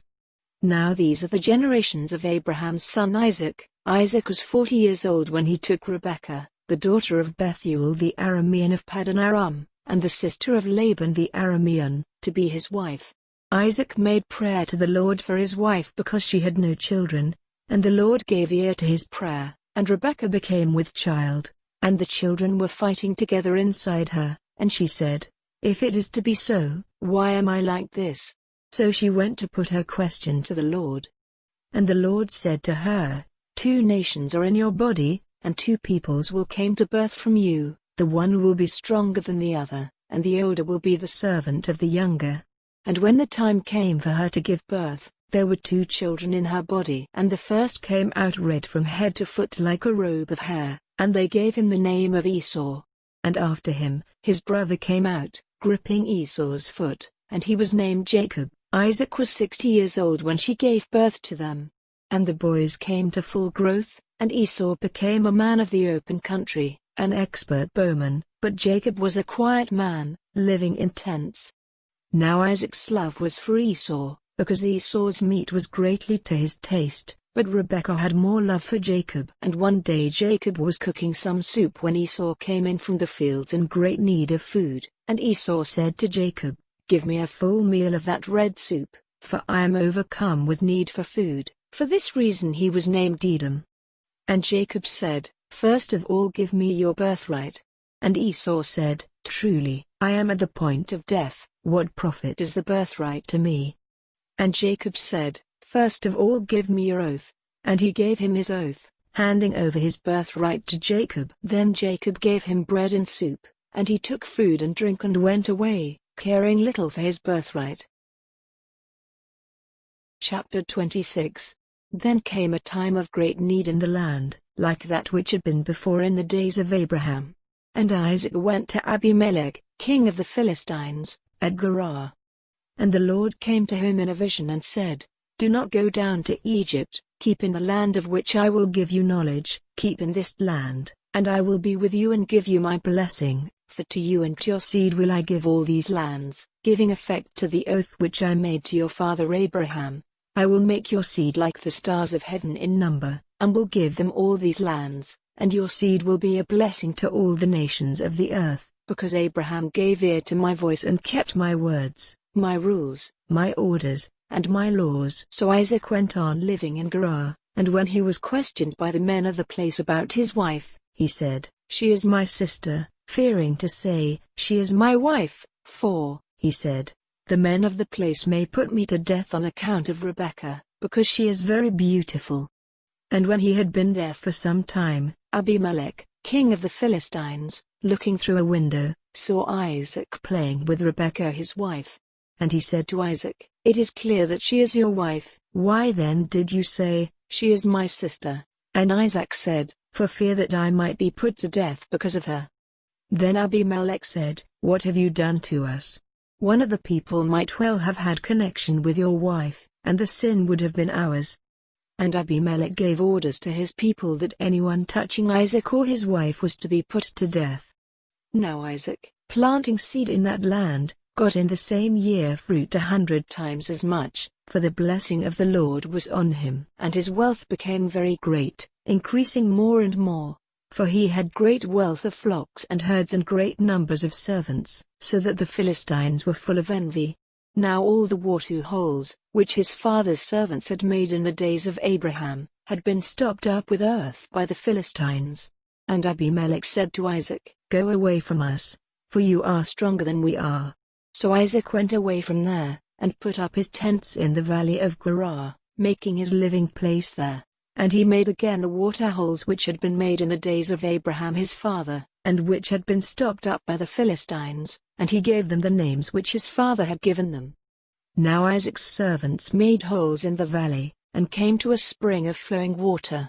But the herdmen of Gerar had a fight with Isaac's herdmen, for they said, "The spring is ours." So he gave the spring the name of Esk, because there was a fight about it. Then they made another water hole, and there was a fight about that, so he gave it the name of Sitnah. Then he went away from there, and made another water hole, about which there was no fighting, so he gave it the name of Rehoboth. For he said, Now the Lord has made room for us, and we will have fruit in this land. And from there he went on to Beersheba. That night the Lord came to him in a vision, and said, I am the God of your father Abraham. Have no fear, for I am with you, blessing you, and your seed will be increased because of my servant Abraham. Then he made an altar there, and gave worship to the name of the Lord, and he put up his tents there, and there his servants made a water hole. And Abimelech had come to him from Gerar, with Ahuzzath his friend and Phicol, the captain of his army.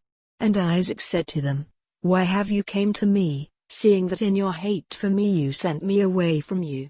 And they said, We saw clearly that the Lord was with you, so we said, Let there be an oath between us and you, and let us make an agreement with you, that you will do us no damage, even as we put no hand on you, and did you nothing but good, and sent you away in peace, and now the blessing of the Lord is on you. Then he made a feast for them, and they all had food and drink.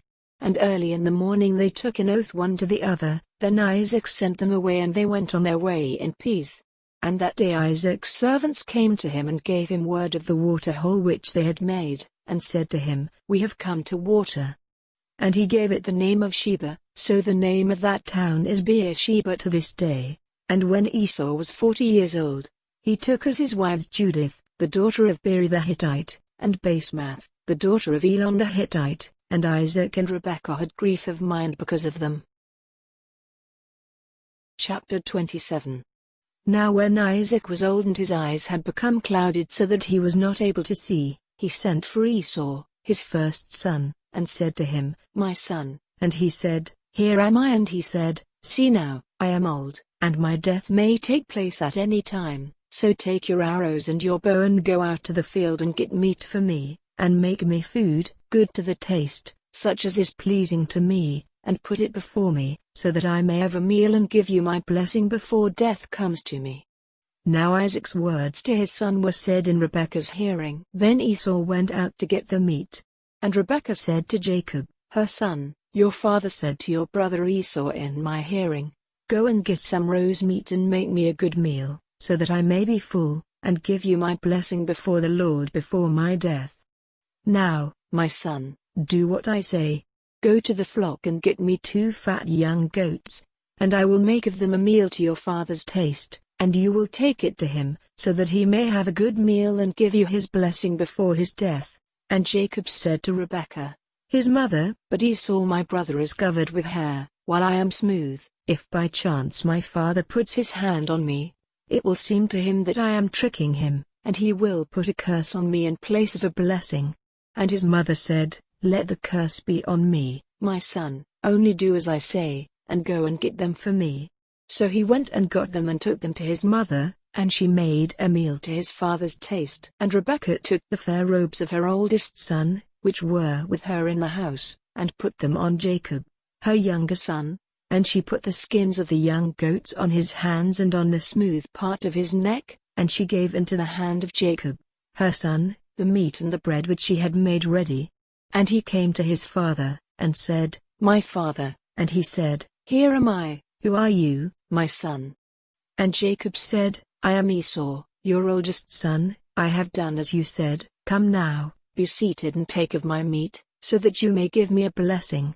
And Isaac said, How is it that you have got it so quickly, my son? And he said, Because the Lord your God made it come my way.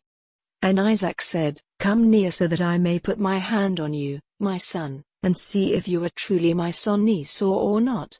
And Jacob went near his father Isaac, and he put his hands on him, and he said, The voice is Jacob's voice, but the hands are the hands of Esau.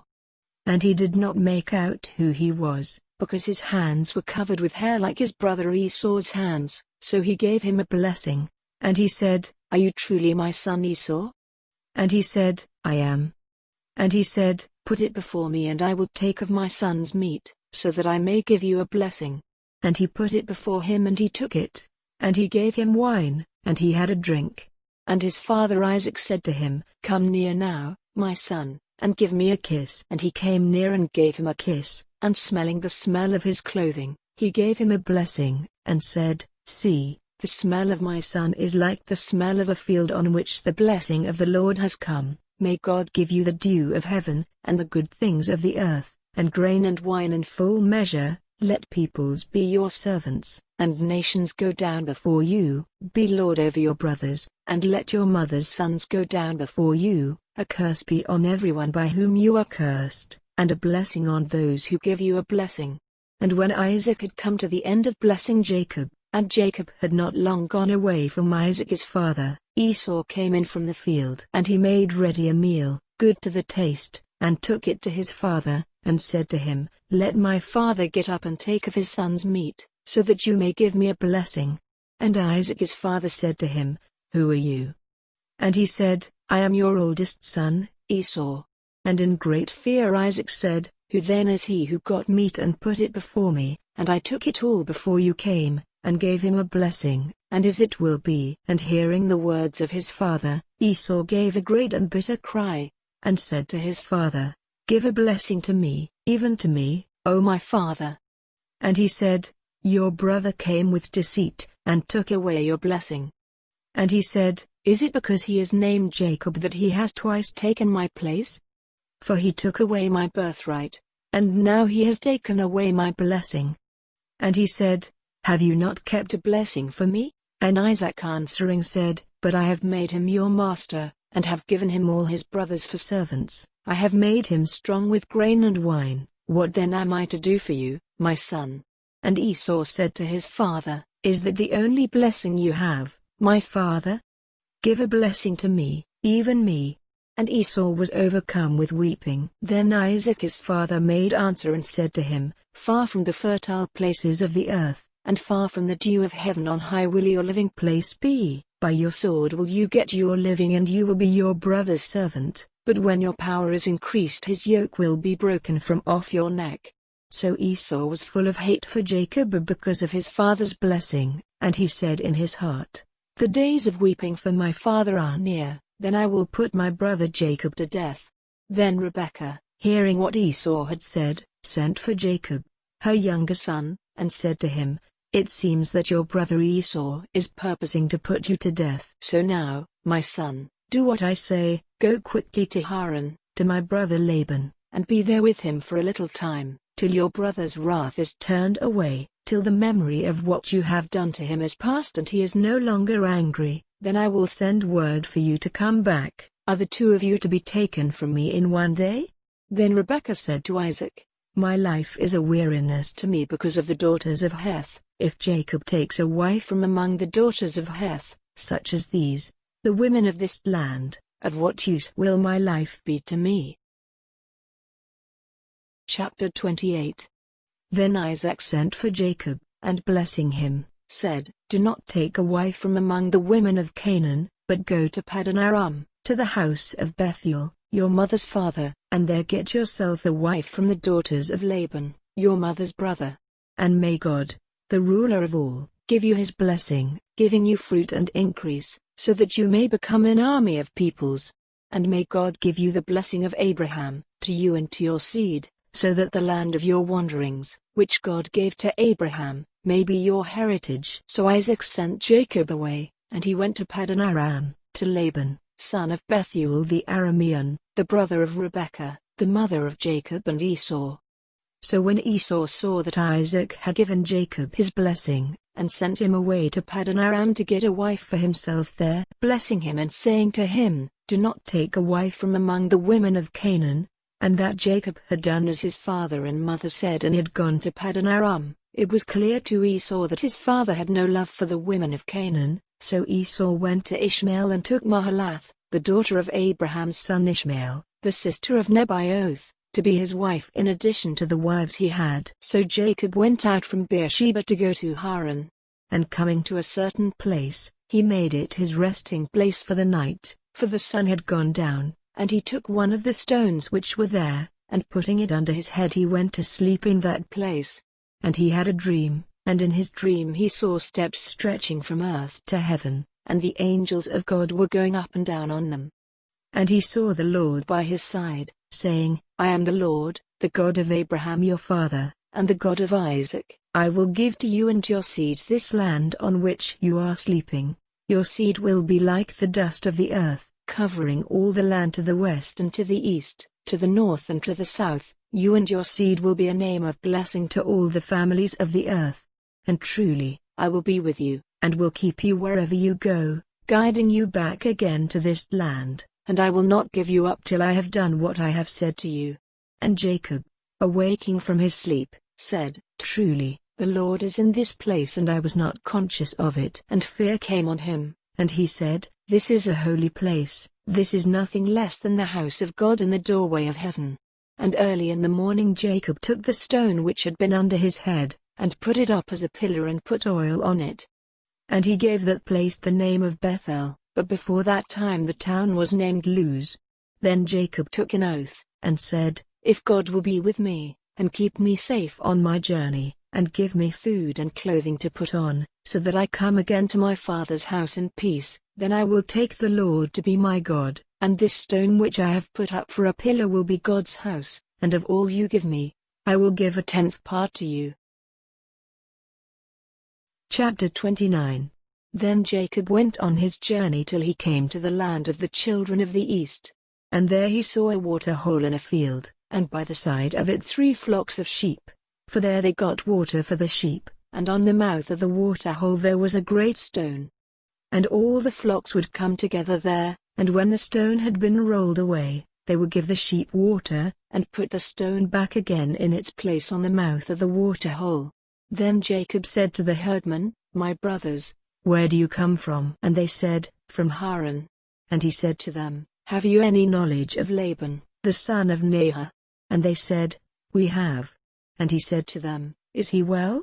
And they said, "He is well, and here is Rachel his daughter coming with the sheep."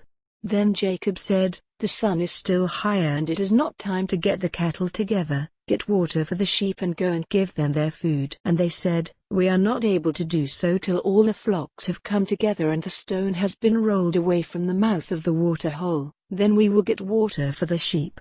While he was still talking with them, Rachel came with her father's sheep, for she took care of them. Then when Jacob saw Rachel, the daughter of Laban, his mother's brother, coming with Laban's sheep, he came near, and rolling the stone away from the mouth of the hole, he got water for Laban's flock. And weeping for joy, Jacob gave Rachel a kiss. And Rachel, hearing from Jacob that he was her father's relation and that he was the son of Rebekah, went running to give her father news of it. And Laban, hearing news of Jacob, his sister's son, came running, and took Jacob in his arms, and kissing him, made him come into his house. And Jacob gave him news of everything. And Laban said to him, "Truly, you are my bone and my flesh." And he kept Jacob with him for the space of a month. Then Laban said to Jacob, "Because you are my brother, are you to be my servant for nothing? Say now, what is your payment to be?" Now Laban had 2 daughters, the name of the older was Leah, and the name of the younger was Rachel. And Leah's eyes were clouded, but Rachel was fair in face and form. And Jacob was in love with Rachel, and he said, "I will be your servant 7 years for Rachel, your younger daughter." And Laban said, "It is better for you to have her than another man, go on living here with me." And Jacob did 7 years' work for Rachel, and because of his love for her it seemed to him only a very little time. Then Jacob said to Laban, "Give me my wife so that I may have her, for the days are ended." And Laban got together all the men of the place and gave a feast. And in the evening he took Leah, his daughter, and gave her to him, and he went in to her. And Laban gave Zilpah, his servant girl, to Leah, to be her waiting woman. And in the morning Jacob saw that it was Leah, and he said to Laban, "What have you done to me? Was I not working for you so that I might have Rachel? Why have you been false to me?" And Laban said, "In our country we do not let the younger daughter be married before the older. Let the week of the bride feast come to its end, and then we will give you the other in addition, if you will be my servant for another 7 years." And Jacob did so, and when the week was ended, Laban gave him his daughter Rachel for his wife. And Laban gave Rachel his servant girl Bilhah to be her waiting woman. Then Jacob took Rachel as his wife, and his love for her was greater than his love for Leah, and he went on working for Laban for another 7 years. Now the Lord, seeing that Leah was not loved, gave her a child, while Rachel had no children. And Leah was with child, and gave birth to a son to whom she gave the name Reuben, for she said, "The Lord has seen my sorrow. Now my husband will have love for me." Then she became with child again, and gave birth to a son, and said, "Because it has come to the Lord's ears that I am not loved, he has given me this son in addition," and she gave him the name Simeon. And she was with child again, and gave birth to a son, and said, "Now at last my husband will be united to me, because I have given him 3 sons." So he was named Levi. And she was with child again, and gave birth to a son, and she said, "This time I will give praise to the Lord." So he was named Judah. After this she had no more children for a time. Chapter 30. Now Rachel, because she had no children, was full of envy of her sister, and she said to Jacob, "If you do not give me children I will not go on living." But Jacob was angry with Rachel, and said, "Am I in the place of God, who has kept your body from having fruit?" Then she said, "Here is my servant Bilhah, go into her, so that she may have a child on my knees, and I may have a family by her." So she gave him her servant Bilhah as a wife, and Jacob went into her. And Bilhah became with child, and gave birth to a son. Then Rachel said, "God has been my judge, and has given ear to my voice, and has given me a son," so he was named Dan. And again Bilhah, Rachel's servant, was with child, and gave birth to a second son. And Rachel said, "I have had a great fight with my sister, and I have overcome her," and she gave the child the name Naphtali. When it was clear to Leah that she would have no more children for a time, she gave Zilpah, her servant, to Jacob as a wife. And Zilpah, Leah's servant, gave birth to a son. And Leah said, "It has gone well for me," and she gave him the name Gad. And Zilpah, Leah's servant, gave birth to a second son. And Leah said, "Happy am I, and all women will give witness to my joy," and she gave him the name Asher. Now at the time of the grain cutting, Reuben saw some love fruits in the field, and took them to his mother Leah. And Rachel said to her, "Let me have some of your son's love fruits." But Leah said to her, "Is it a small thing that you have taken my husband from me? And now would you take my son's love fruits?" Then Rachel said, "You may have him tonight in exchange for your son's love fruits." In the evening, when Jacob came in from the field, Leah went out to him and said, "Tonight you are to come to me, for I have given my son's love fruits as a price for you." And he went into her that night. And God gave ear to her, and she became with child, and gave Jacob a 5th son.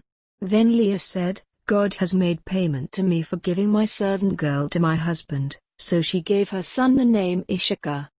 And again Leah became with child, and she gave Jacob a 6th son. And she said, "God has given me a good bride price.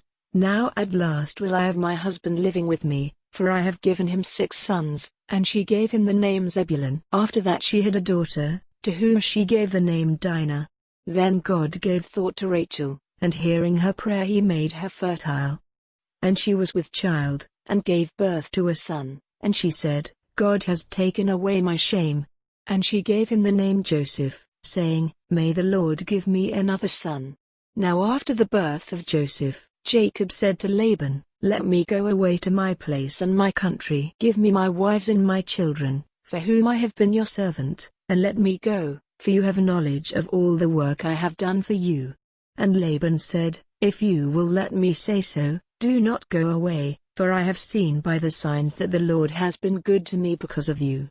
Say then what your payment is to be, and I will give it." Then Jacob said, "You have seen what I have done for you, and how your cattle have done well under my care. For before I came you had little, and it has been greatly increased, and the Lord has given you a blessing in everything I have done. But when am I to do something for my family?" And Laban said, "What am I to give you?" And Jacob said, "Do not give me anything, but I will again take up the care of your flock if you will only do this for me. Let me go through all your flock today, taking out from among them all the sheep which are marked or colored or black, and all the marked or colored goats. These will be my payment, and so you will be able to put my honor to the test in time to come. If you see among my flocks any goats which are not marked or colored, or any sheep which is not black, you may take me for a thief." And Laban said, "Let it be as you say."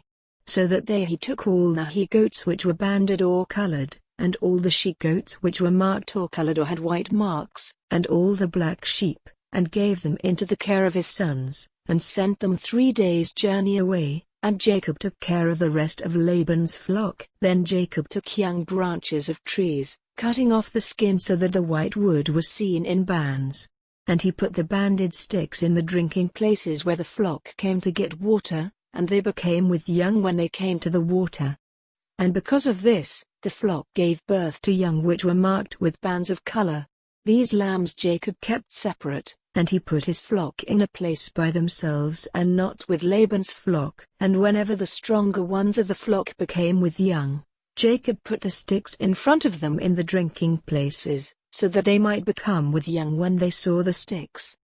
But when the flocks were feeble, he did not put the sticks before them, so that the feebler flocks were Laban's and the stronger were Jacob's.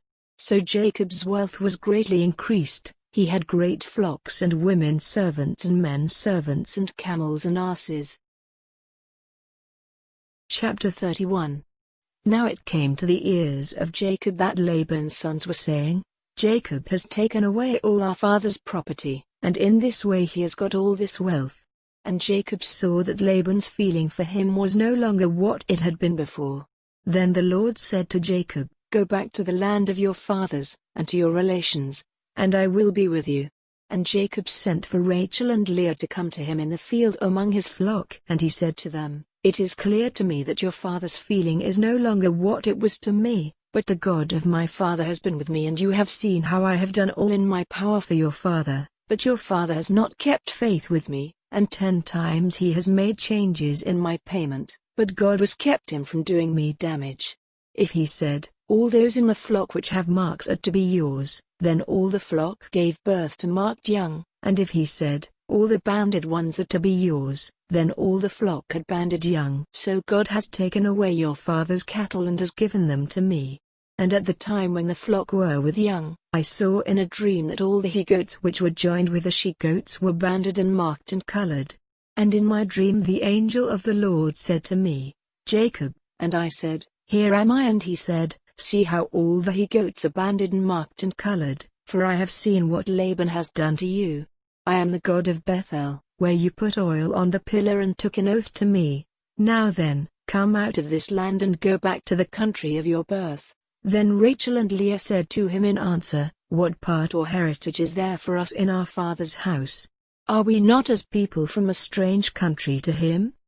For he took a price for us, and now it is all used up. For the wealth which God has taken from him is ours and our children's, so now, whatever God has said to you, do. Then Jacob put his wives and his sons on camels, and sending on before him all his cattle and his property which he had got together in Paddan Aram, he made ready to go to Isaac his father in the land of Canaan. Now Laban had gone to see to the cutting of the wool of his sheep, so Rachel secretly took the images of the gods of her father's house. And Jacob went away secretly, without giving news of his flight to Laban the Aramean. So he went away with all he had, and went across the river in the direction of the hill country of Gilead. And on the 3rd day Laban had news of Jacob's flight, and taking the men of his family with him, he went after him for 7 days and overtook him in the hill country of Gilead. Then God came to Laban in a dream by night, and said to him, Take care that you say nothing good or bad to Jacob. Now when Laban overtook him, Jacob had put up his tent in the hill country, and Laban and his brothers put up their tents in the hill country of Gilead. And Laban said to Jacob, Why did you go away secretly, taking my daughters away like prisoners of war? Why did you make a secret of your flight, not giving me word of it, so that I might have sent you away with joy and songs, with melody and music? You did not even let me give a kiss to my sons and my daughters. This was a foolish thing to do. It is in my power to do you damage. But the God of your father came to me this night, saying, Take care that you say nothing good or bad to Jacob. And now, it seems, you are going because your heart's desire is for your father's house. But why have you taken my gods? And Jacob, in answer, said to Laban, My fear was that you might take your daughters from me by force. As for your gods, if any one of us has them, let him be put to death. make search before us all for what is yours, and take it." For Jacob had no knowledge that Rachel had taken them. So Laban went into Jacob's tent and into Leah's tent, and into the tents of the 2 servant women, but they were not there. And he came out of Leah's tent and went into Rachel's. Now Rachel had taken the images, and had put them in the camel's basket, and was seated on them. And Laban, searching through all the tent, did not come across them. And she said to her father, "Let not my lord be angry because I do not get up before you, for I am in the common condition of women." And with all his searching, he did not come across the images. Then Jacob was angry with Laban, and said, "What crime or sin have I done that you have come after me with such passion? Now that you have made search through all my goods, what have you seen which is yours? Make it clear now before my people and your people, so that they may be judges between us. These 20 years I have been with you, your sheep and your goats have had young without loss. Not one of your goats have I taken for food. Anything which was wounded by beasts I did not take to you, but myself made up for the loss of it. You made me responsible for whatever was taken by thieves, by day or by night. This was my condition, wasted by heat in the day and by the bitter cold at night, and sleep went from my eyes.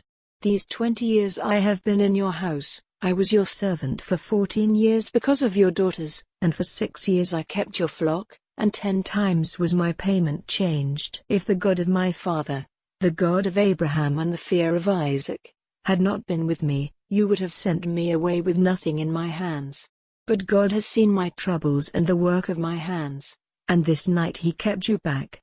Then Laban, answering, said, "These women are my daughters and these children my children, the flocks and all you see are mine. What now may I do for my daughters and for their children? Come, let us make an agreement, you and I, and let it be for a witness between us." Then Jacob took a stone and put it up as a pillar. And Jacob said to his people, "Get stones together." And they did so, and they had a meal there by the stones. And the name Laban gave it was Gegusahadutha, but Jacob gave it the name of Galeed. And Laban said, "These stones are a witness between you and me today." For this reason its name was Galeed, and Mitzpah. For he said, "May the Lord keep watch on us when we are unable to see one another's doings. If you are cruel to my daughters, or if you take other wives in addition to my daughters, then though no man is there to see, God will be the witness between us." And Laban said, "See these stones and this pillar which I have put between you and me, they will be witness that I will not go over these stones to you, and you will not go over these stones or this pillar to me, for any evil purpose. May the God of Abraham and the God of Nahor, the God of the father, be our judge." Then Jacob took an oath by the fear of his father Isaac. And Jacob made an offering on the mountain, and gave orders to his people to take food, so they had a meal and took their rest that night on the mountain. And early in the morning Laban, after kissing and blessing his daughters, went on his way back to his country. Chapter 32. And on his way Jacob came face to face with the angels of God. And when he saw them he said, "This is the army of God," so he gave that place the name of Mahanaim. Now Jacob sent servants before him to Esau, his brother, in the land of Seir, the country of Edom, and he gave them orders to say these words to Esau, "Your servant Jacob says, till now I have been living with Laban, and I have oxen and asses and flocks and men servants and women servants, and I have sent to give my lord news of these things so that I may have grace in his eyes." When the servants came back they said, "We have seen your brother Esau and he is coming out to you, and 400 men with him." Then Jacob was in great fear and trouble of mind, and he put all the people and the flocks and the herds and the camels into 2 groups, and said, "If Esau, meeting one group, makes an attack on them, the others will get away safely." Then Jacob said, "O God of my father Abraham, the God of my father Isaac, the Lord who said to me, 'Go back to your country and your family and I will be good to you,' I am less than nothing in comparison with all your mercies and your faith to me your servant, for with only my stick in my hand I went across Jordan, and now I have become 2 armies. Be my savior from the hand of Esau, my brother, for my fear is that he will make an attack on me, putting to death mother and child." And you said, "Truly, I will be good to you, and make your seed like the sand of the sea which may not be numbered.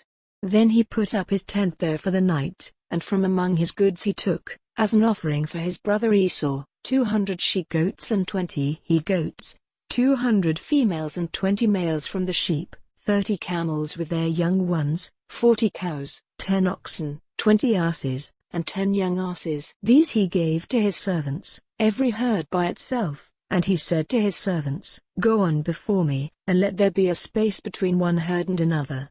And he gave orders to the first, saying, "When my brother Esau comes to you and says, 'Whose servant are you? And where are you going? And whose are these herds?' Then say to him, 'These are your servant Jacob's, they are an offering for my lord, for Esau, and he himself is coming after us.'"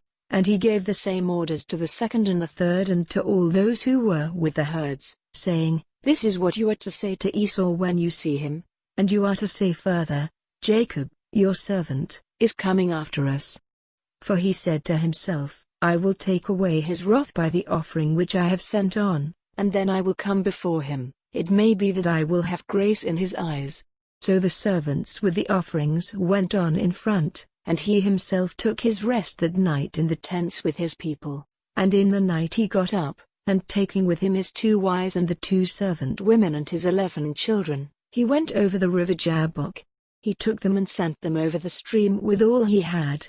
Then Jacob was by himself, and a man was fighting with him till dawn. But when the man saw that he was not able to overcome Jacob, he gave him a blow in the hollow part of his leg, so that his leg was damaged. And he said to him, "Let me go now, for the dawn is near." But Jacob said, "I will not let you go till you have given me your blessing." Then he said, "What is your name?"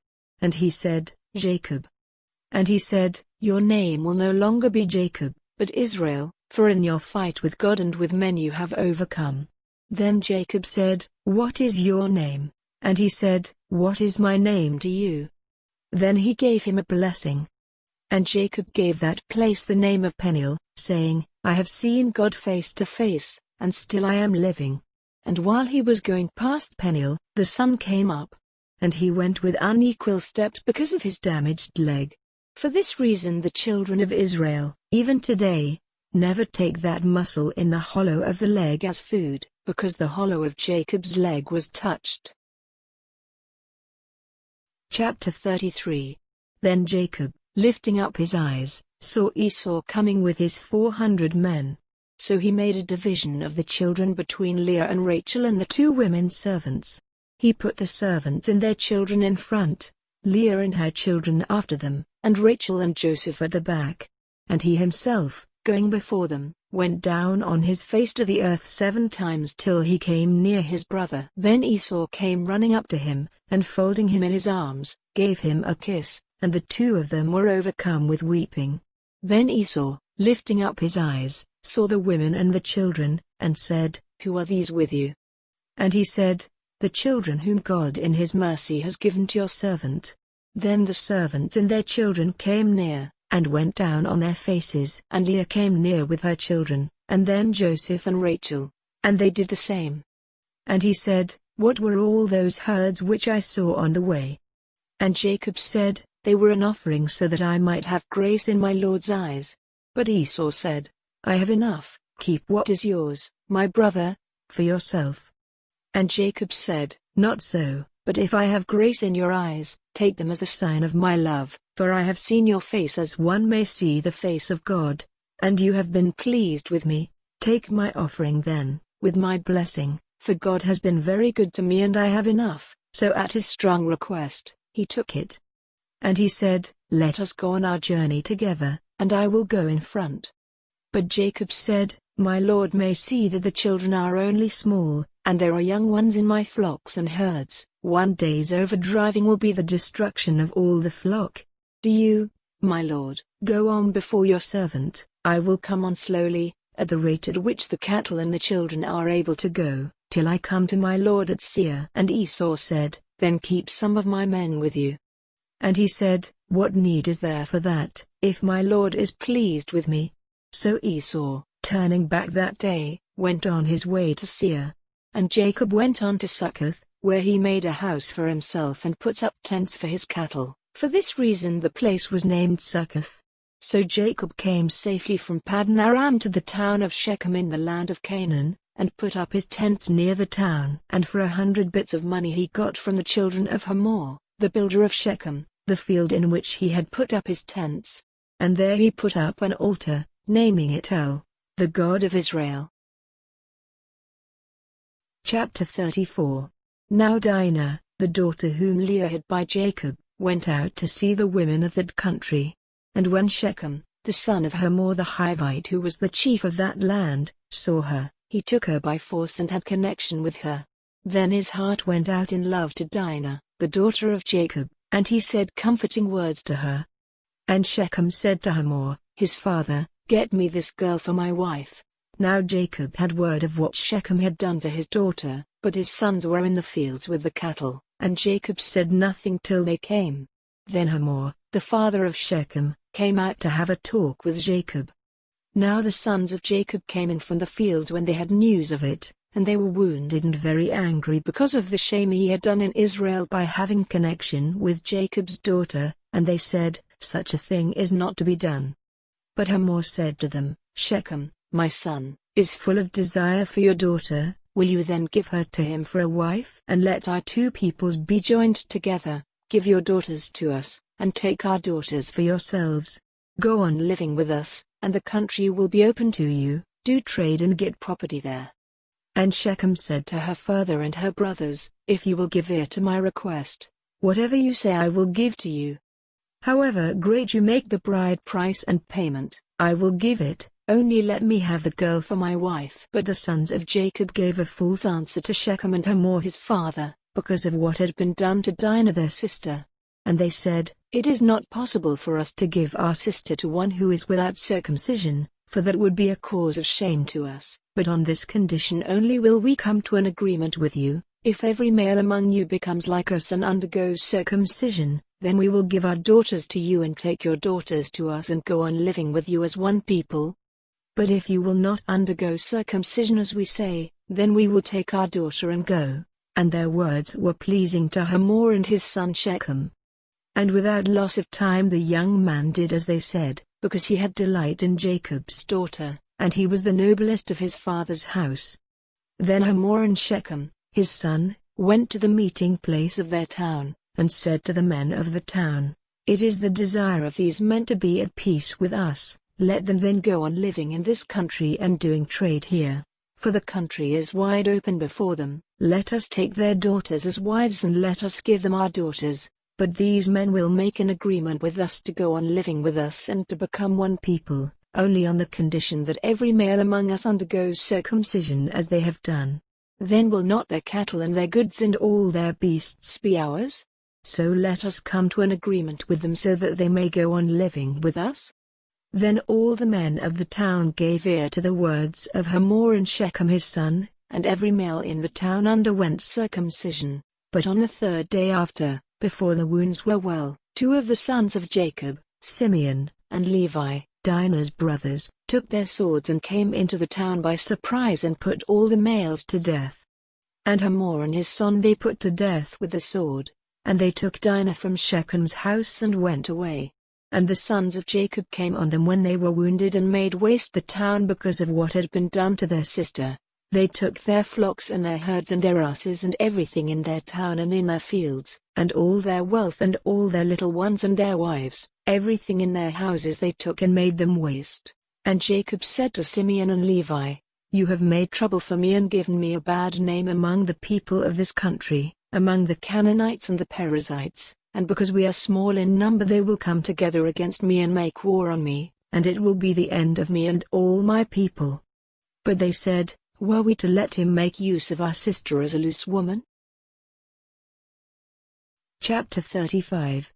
And God said to Jacob, "Go up now to Bethel and make your living place there, and put up an altar there to the God who came to you when you were in flight from your brother Esau." Then Jacob said to all his people, "Put away the strange gods which are among you, and make yourselves clean, and put on a change of clothing, and let us go up to Bethel, and there I will make an altar to God, who gave me an answer in the day of my trouble, and was with me wherever I went." Then they gave to Jacob all the strange gods which they had, and the rings which were in their ears, and Jacob put them away under the holy tree at Shechem. So they went on their journey, and the fear of God was on the towns round about, so that they made no attack on the sons of Jacob. And Jacob came to Luz in the land of Canaan, which is the same as Bethel, he and all his people. And there he made an altar, naming the place El Bethel, because it was there he had the vision of God when he was in flight from his brother. And Deborah, the servant who had taken care of Rebekah from her birth, came to her end, and was put to rest near Bethel, under the holy tree, and they gave it the name of Allanbacuth. Now when Jacob was on his way from Paddan Aram, God came to him again and, blessing him, said, Jacob is your name, but it will be so no longer. From now your name will be Israel. So he was named Israel. And God said to him, I am God, the ruler of all. Be fertile, and have increase. A nation, truly a group of nations, will come from you, and kings will be your offspring. And the land which I gave to Abraham and Isaac, I will give to you, and to your seed after you I will give the land. Then God went up from him in the place where he had been talking with him, and Jacob put up a pillar in the place where he had been talking with God, and put a drink offering on it, and oil. And he gave to the place where God had been talking with him, the name of Bethel. So they went on from Bethel, and while they were still some distance from Ephrat, the pains of birth came on Rachel and she had a hard time. And when her pain was very great, the woman who was helping her said, Have no fear, for now you will have another son. And in the hour when her life went from her, for death came to her, she gave the child the name Ben-Oni, but his father gave him the name of Benjamin. So Rachel came to her end and was put to rest on the road to Ephrat, which is Bethlehem. And Jacob put up a pillar on her resting place, which is named, the pillar of the resting place of Rachel, to this day. And Israel went journeying on and put up his tents on the other side of the tower of the flock. Now while they were living in that country, Reuben had connection with Bilhah, his father's servant woman, and Israel had news of it. Now Jacob had 12 sons, the sons of Leah, Reuben, Jacob's first son, and Simeon and Levi and Judah and Issachar and Zebulun, the sons of Rachel, Joseph and Benjamin, the sons of Bilhah, Rachel's servant, Dan and Naphtali, the sons of Zilpah, Leah's servant, Gad and Asher. These are the sons whom Jacob had in Paddan Aram. And Jacob came to his father Isaac at Mamre at Kiriath Arba, that is, Hebron, where Abraham and Isaac had been living. And Isaac was 180 years old. Then Isaac came to his end and was put to rest with his father's people, an old man after a long life, and Jacob and Esau, his sons, put him in his last resting place. Chapter 36. Now these are the generations of Esau, that is to say, Edom.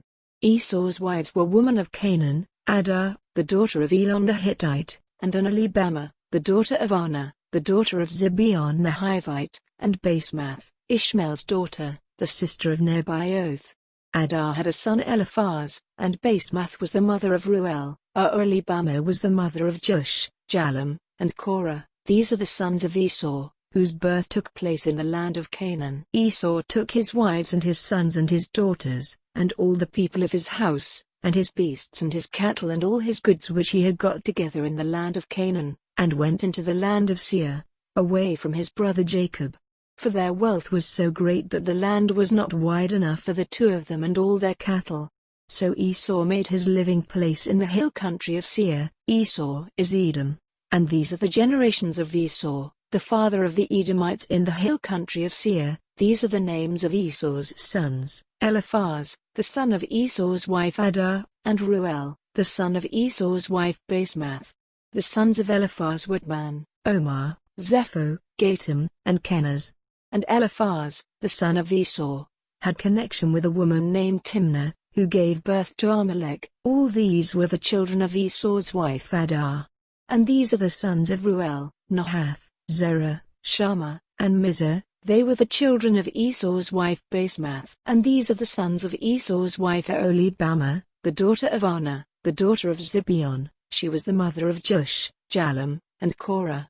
These were the chiefs among the sons of Esau, the sons of Eliphaz, Esau's first son, Tman, Omar, Zepho, Kenaz, Korah, Gatam, Amalek. All these were chiefs in the land of Edom, the offspring of Eliphaz, the seed of Ada. And these are the sons of Esau's son Ruel, Nahath, Zerah, Shammah, Mizah. These were the chiefs of Ruel in the land of Edom, the children of Esau's wife Basemath. And these are the sons of Esau's wife Aholibamah, Jeush, Jalam, and Korah. These were the chiefs who came from Esau's wife Aholibamah, daughter of Anah. These were the sons of Esau, that is, Edom, and these were their chiefs.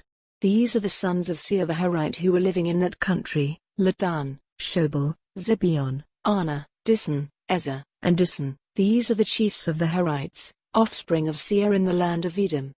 The children of Ladan were Hori and Hemam. Ladan's sister was Timnah. And these are the children of Shobal: Alvan, Manahath, Ebal, Shepho, and Onam. And these are the children of Zibeon, Ir and Anah, that same Anah who made the discovery of the water springs in the wasteland, when he was looking after the asses of his father Zibeon. And these are the children of Anah, Dissan and Aholibamah his daughter. These are the children of Dissan: Hemdan, Eshban, Ithran, and Keran. These are the children of Ezer: Bilhan, Zavan, and Arkan. These are the children of Dissan: Uz and Aaron. These were the Horite chiefs: Ladan, Shobal, Zibeon, Anah, Dissan, Ezer, and Dissan. Such were the Horite chiefs in their order in the land of Seir. And these are the kings who were ruling in the land of Edom before there was any king over the children of Israel. Bela, son of Beer, was king in Edom, and the name of his chief town was Dinhabah. At his death, Jobab, son of Zerah of Bozrah, became king in his place. And at the death of Jobab, Husham, from the country of the Temanites, became king in his place. And at the death of Husham, Hadad, son of Bedad, who overcame the Midianites in the field of Moab, became king. His chief town was named Avith. And at the death of Hadad, Samlah of Masrekah became king. And at the death of Samlah, Shaul of Rehoboth by the river became king in his place. And at the death of Shaul, Baal-Hanan, son of Achbor, became king.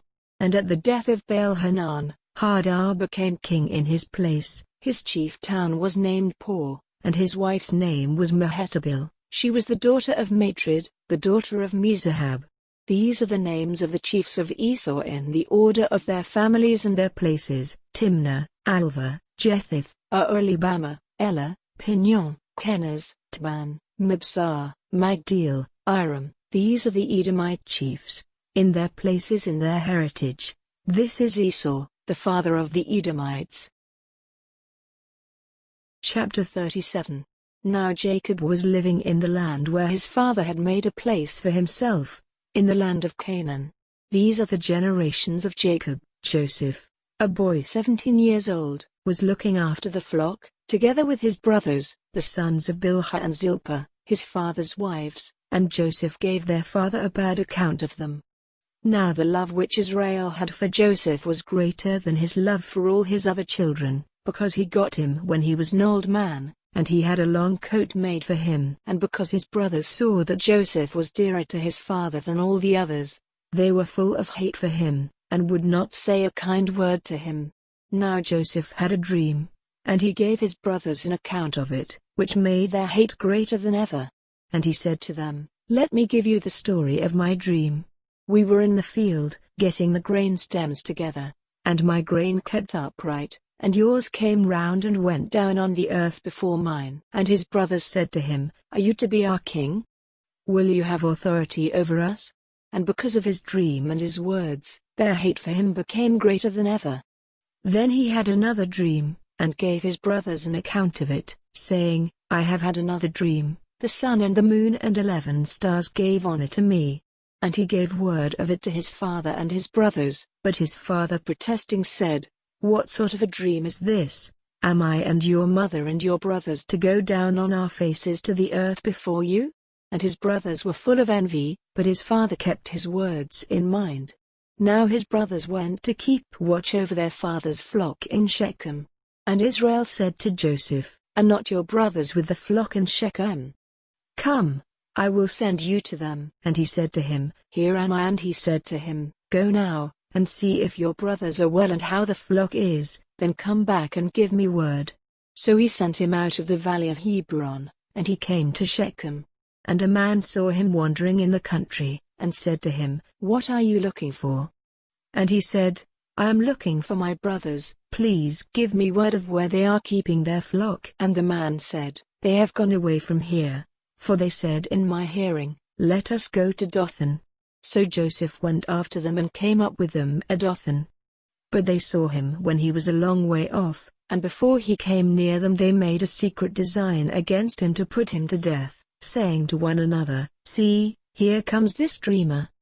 Let us now put him to death and put his body into one of these holes, and we will say, An evil beast has put him to death, then we will see what becomes of his dreams. But Reuben, hearing these words, got him out of their hands, saying, Let us not take his life.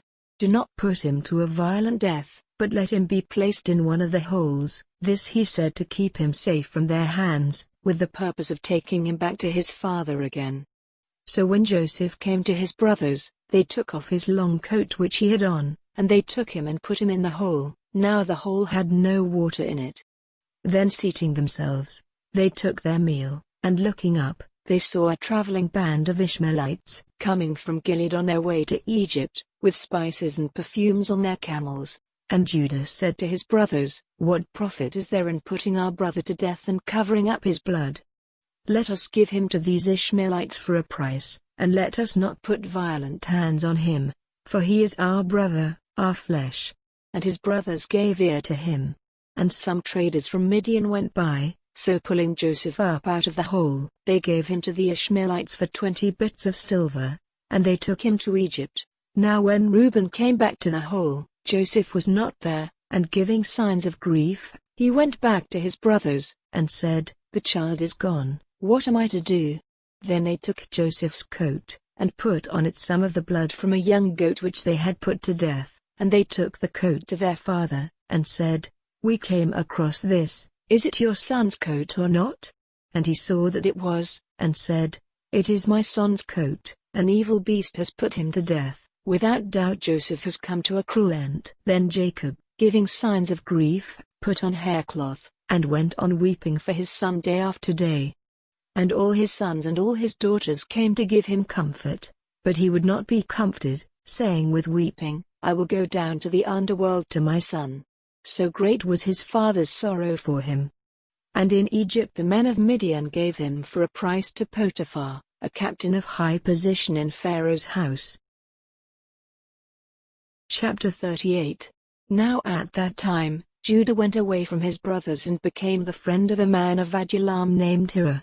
And there he saw the daughter of a certain man of Canaan named Shua, and took her as his wife.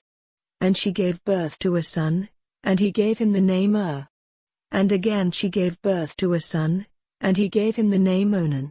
Then she had another son, to whom she gave the name Shelah. She was at Chezib when the birth took place. And Judah took a wife for his first son and her name was Tamar. Now Judah's first son, did evil in the eyes of the Lord, so that he put him to death. Then Judah said to Onan, Go into your brother's wife and do what it is right for a husband's brother to do, make her your wife and get offspring for your brother. But Onan, seeing that the offspring would not be his, went into his brother's wife, but let his seed go on to the earth, so that he might not get offspring for his brother. And what he did was evil in the eyes of the Lord, so that he put him to death, like his brother. Then Judah said to Tamar, his daughter-in-law, Go back to your father's house and keep yourself as a widow till my son Shelah becomes a man, for he had in his mind the thought that death might come to him as it had come to his brothers. So Tamar went back to her father's house. And after a time, Bathshua, Judah's wife, came to her end, and after Judah was comforted for her loss, he went to Timnah, where they were cutting the wool of his sheep, and his friend Hira of Adullam went with him. And when Tamar had news that her father-in-law was going up to Timnah to the wool cutting, she took off her widow's clothing, and covering herself with her veil, she took her seat near Enaim on the road to Timnah, for she saw that Shelah was now a man, but she had not been made his wife. When Judah saw her he took her to be a loose woman of the town, because her face was covered. And turning to her by the roadside, he said to her, Let me come in to you. for he had no idea that she was his daughter-in-law. And she said, "What will you give me as my price?"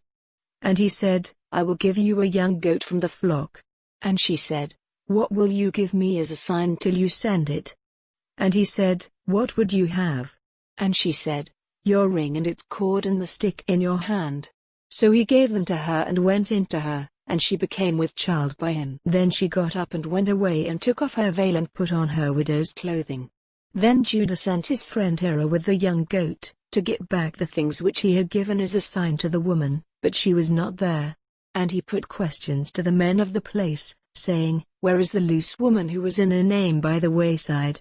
And they said, "There was no such woman there." So he went back to Judah, and said, "I have not seen her, and the men of the place say that there is no such woman there." And Judah said, "Let her keep the things, so that we may not be shamed. I sent the young goat, but you did not see the woman." Now about 3 months after this, word came to Judah that Tamar, his daughter-in-law, had been acting like a loose woman and was with child.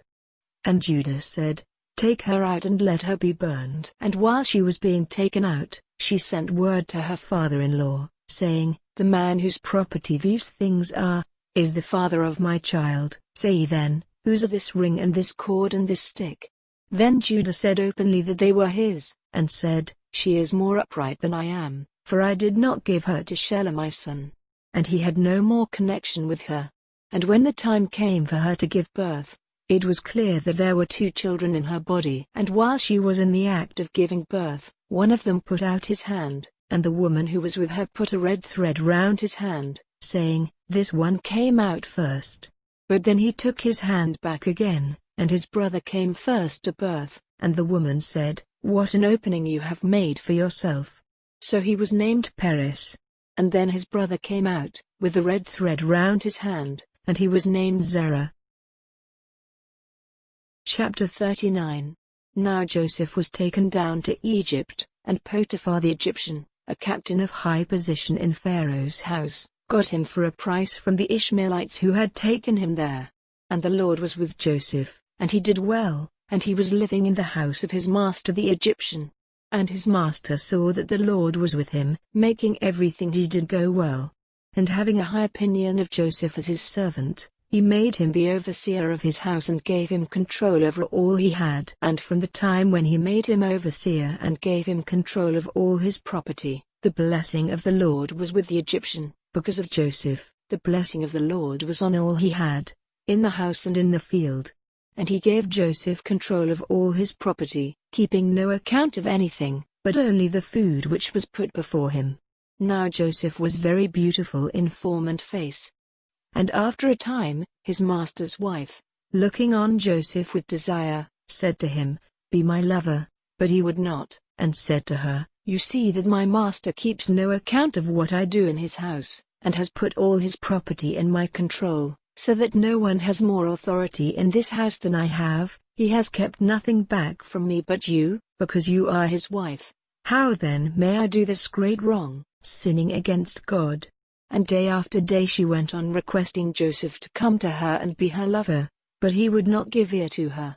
Now one day he went into the house to do his work, and not one of the men of the house was inside. And pulling at his coat, she said, "Come to my bed," but slipping out of his coat, he went running away. And when she saw that he had got away, letting her keep his coat, she sent for the men of her house and said to them, "See, he has let a Hebrew come here and make sport of us." He came to my bed, and I gave a loud cry, and hearing it he went running out without his coat. And she kept his coat by her, till his master came back. Then she gave him the same story, saying, "The Hebrew servant whom you have taken into our house came in to make sport of me, and when I gave a loud cry he went running out without his coat." And hearing his wife's account of what his servant had done, he became very angry. And Joseph's master took him and put him in prison, in the place where the king's prisoners were kept in chains, and he was there in the prison house. But the Lord was with Joseph, and was good to him, and made the keeper of the prison his friend. And the keeper of the prison put all the prisoners under Joseph's control, and he was responsible for whatever was done there. And the keeper of the prison gave no attention to anything which was under his care, because the Lord was with him, and the Lord made everything he did go well. Chapter 40. Now after these things the chief servant who had the care of the wine, and the chief bread maker in Pharaoh's house, did something against Pharaoh's orders, and Pharaoh was angry with his two servants, with the chief wine servant and the chief bread maker, and he put them in prison under the care of the captain of the army, in the same prison where Joseph himself was shut up. And the captain put them in Joseph's care, and he did what was needed for them, and they were kept in prison for some time. And these two had a dream on the same night, the chief wine servant and the chief bread maker of the king of Egypt, who were in prison. The two of them had dreams with a special sense. And in the morning when Joseph came to them he saw that they were looking sad. And he said to the servants of Pharaoh who were in prison with him, "Why are you looking so sad?" Then they said to him, "We have had a dream, and no one is able to give us the sense." And Joseph said, "Does not the sense of dreams come from God? What was your dream?" Then the chief wine servant gave Joseph an account of his dream, and said, "In my dream I saw a vine before me, and on the vine were 3 branches, and it seemed as if it put out buds and flowers, and from them came grapes ready for cutting. And Pharaoh's cup was in my hand, and I took the grapes and crushing them into Pharaoh's cup, gave the cup into Pharaoh's hand." Then Joseph said, "This is the sense of your dream. The 3 branches are 3 days. After 3 days Pharaoh will give you honor, and put you back into your place, and you will give him his cup as you did before, when you were his wine servant.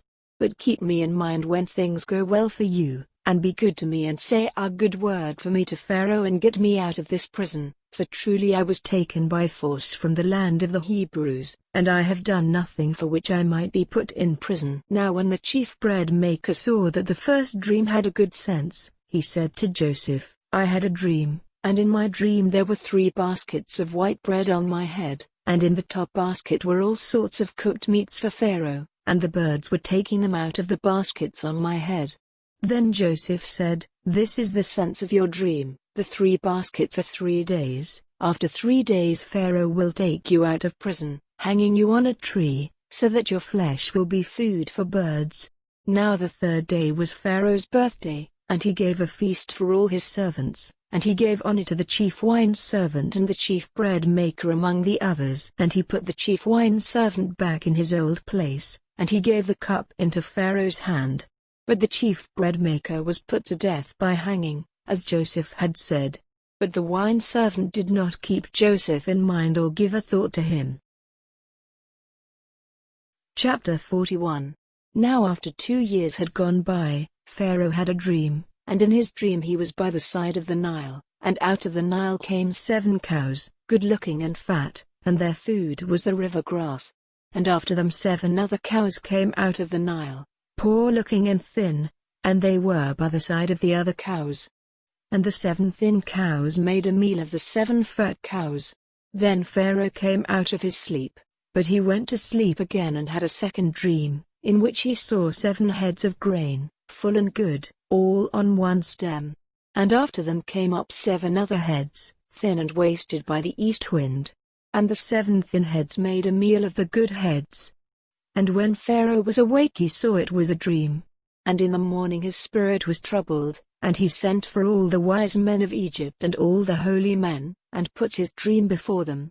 But no one was able to give him the sense of it. Then the chief wine servant said to Pharaoh, "The memory of my sin comes back to me now." Pharaoh had been angry with his servants, and had put me in prison in the house of the captain of the army, together with the chief bread maker, and we had a dream on the same night, the 2 of us, and the dreams had a special sense. And there was with us a young Hebrew, the captain's servant, and when we put our dreams before him, he gave us the sense of them. And it came about as he said. I was put back in my place, and the bread maker was put to death by hanging. Then Pharaoh sent for Joseph, and they took him quickly out of prison, and when his hair had been cut and his dress changed, he came before Pharaoh. And Pharaoh said to Joseph, "I have had a dream, and no one is able to give me the sense of it. Now it has come to my ears that you are able to give the sense of a dream when it is put before you." Then Joseph said, without God there will be no answer of peace for Pharaoh. Then Pharaoh said, in my dream I was by the side of the Nile, and out of the Nile came 7 cows, fat and good-looking, and their food was the river grass. Then after them came 7 other cows, very thin and poor-looking, worse than any I ever saw in the land of Egypt, and the thin cows made a meal of the 7 fat cows who came up first, and even with the fat cows inside them they seemed as bad as before.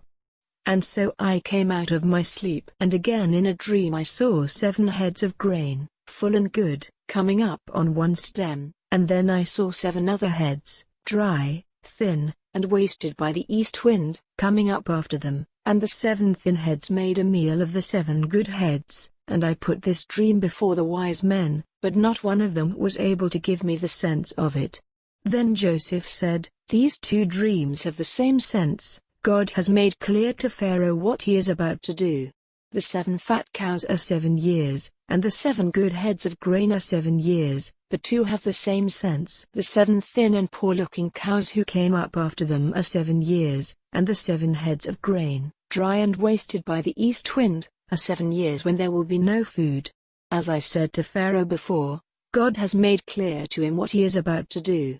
7 years are coming in which there will be great wealth of grain in Egypt, and after that will come 7 years when there will not be enough food, and the memory of the good years will go from men's minds, and the land will be made waste by the bad years, and men will have no memory of the good time because of the need which will come after, for it will be very bitter. And this dream came to Pharaoh twice, because this thing is certain, and God will quickly make it come about. And now let Pharaoh make search for a man of wisdom and good sense, and put him in authority over the land of Egypt.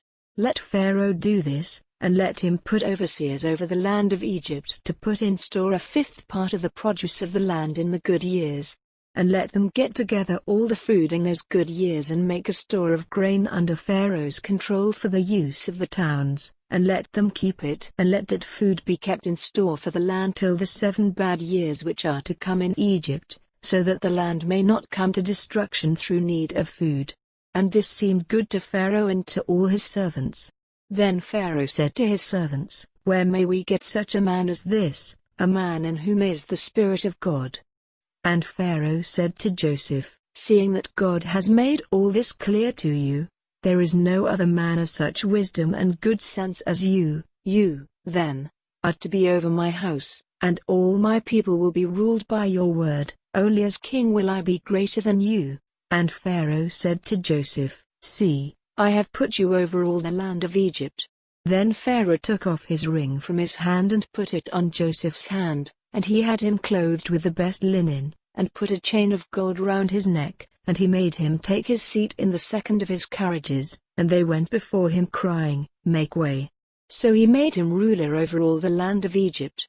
Then Pharaoh said to Joseph, I am Pharaoh, and without your order no man may do anything in all the land of Egypt. And Pharaoh gave Joseph the name of Zaphnath-Paneah, and he gave him Asenath, the daughter of Potiphar, the priest of On, to be his wife. So Joseph went through all the land of Egypt. Now Joseph was 30 years old when he came before Pharaoh, king of Egypt. And Joseph went out from before the face of Pharaoh and went through all the land of Egypt. Now in the 7 good years the earth gave fruit in masses, and Joseph got together all the food of those 7 years, and made a store of food in the towns. The produce of the fields round every town was stored up in the town. So he got together a store of grain like the sand of the sea, so great a store that after a time he gave up measuring it, for it might not be measured. And before the time of need, Joseph had 2 sons, to whom Asenath, the daughter of Potiphar, priest of On, gave birth. And to the first he gave the name Manasseh, for he said, God has taken away from me all memory of my hard life and of my father's house. And to the second he gave the name Ephraim, for he said, God has given me fruit in the land of my sorrow.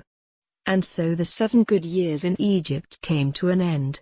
Then came the first of the 7 years of need as Joseph had said, and in every other land they were short of food, but in the land of Egypt there was bread. And when all the land of Egypt was in need of food, the people came crying to Pharaoh for bread, and Pharaoh said to the people, Go to Joseph, and whatever he says to you, do it. and everywhere on the earth they were short of food. Then Joseph, opening all his storehouses, gave the people of Egypt grain for money, so great was the need of food in the land of Egypt. And all lands sent to Egypt, to Joseph, to get grain, for the need was great over all the earth. Chapter 42. Now Jacob, hearing that there was grain in Egypt, said to his sons, "Why are you looking at one another?" And he said, "I have had news that there is grain in Egypt. Go down there and get grain for us, so that life and not death may be ours." So Joseph's 10 brothers went down to get grain from Egypt.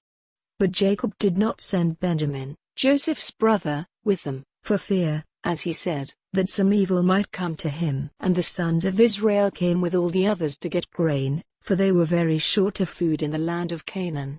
Now Joseph was ruler over all the land, and it was he who gave out the grain to all the people of the land. And Joseph's brothers came before him and went down on their faces to the earth. And when Joseph saw his brothers, it was clear to him who they were, but he made himself strange to them, and talking roughly to them, said, "Where do you come from?" And they said, "From the land of Canaan, to get food." Now though Joseph saw that these were his brothers, they had no idea who he was. Then the memory of his dreams about them came back to Joseph, and he said to them, "You have come secretly to see how poor the land is." And they said to him, "Not so, my lord, your servants have come with money to get food. We are all one man's sons, we are true men, we have not come with any secret purpose."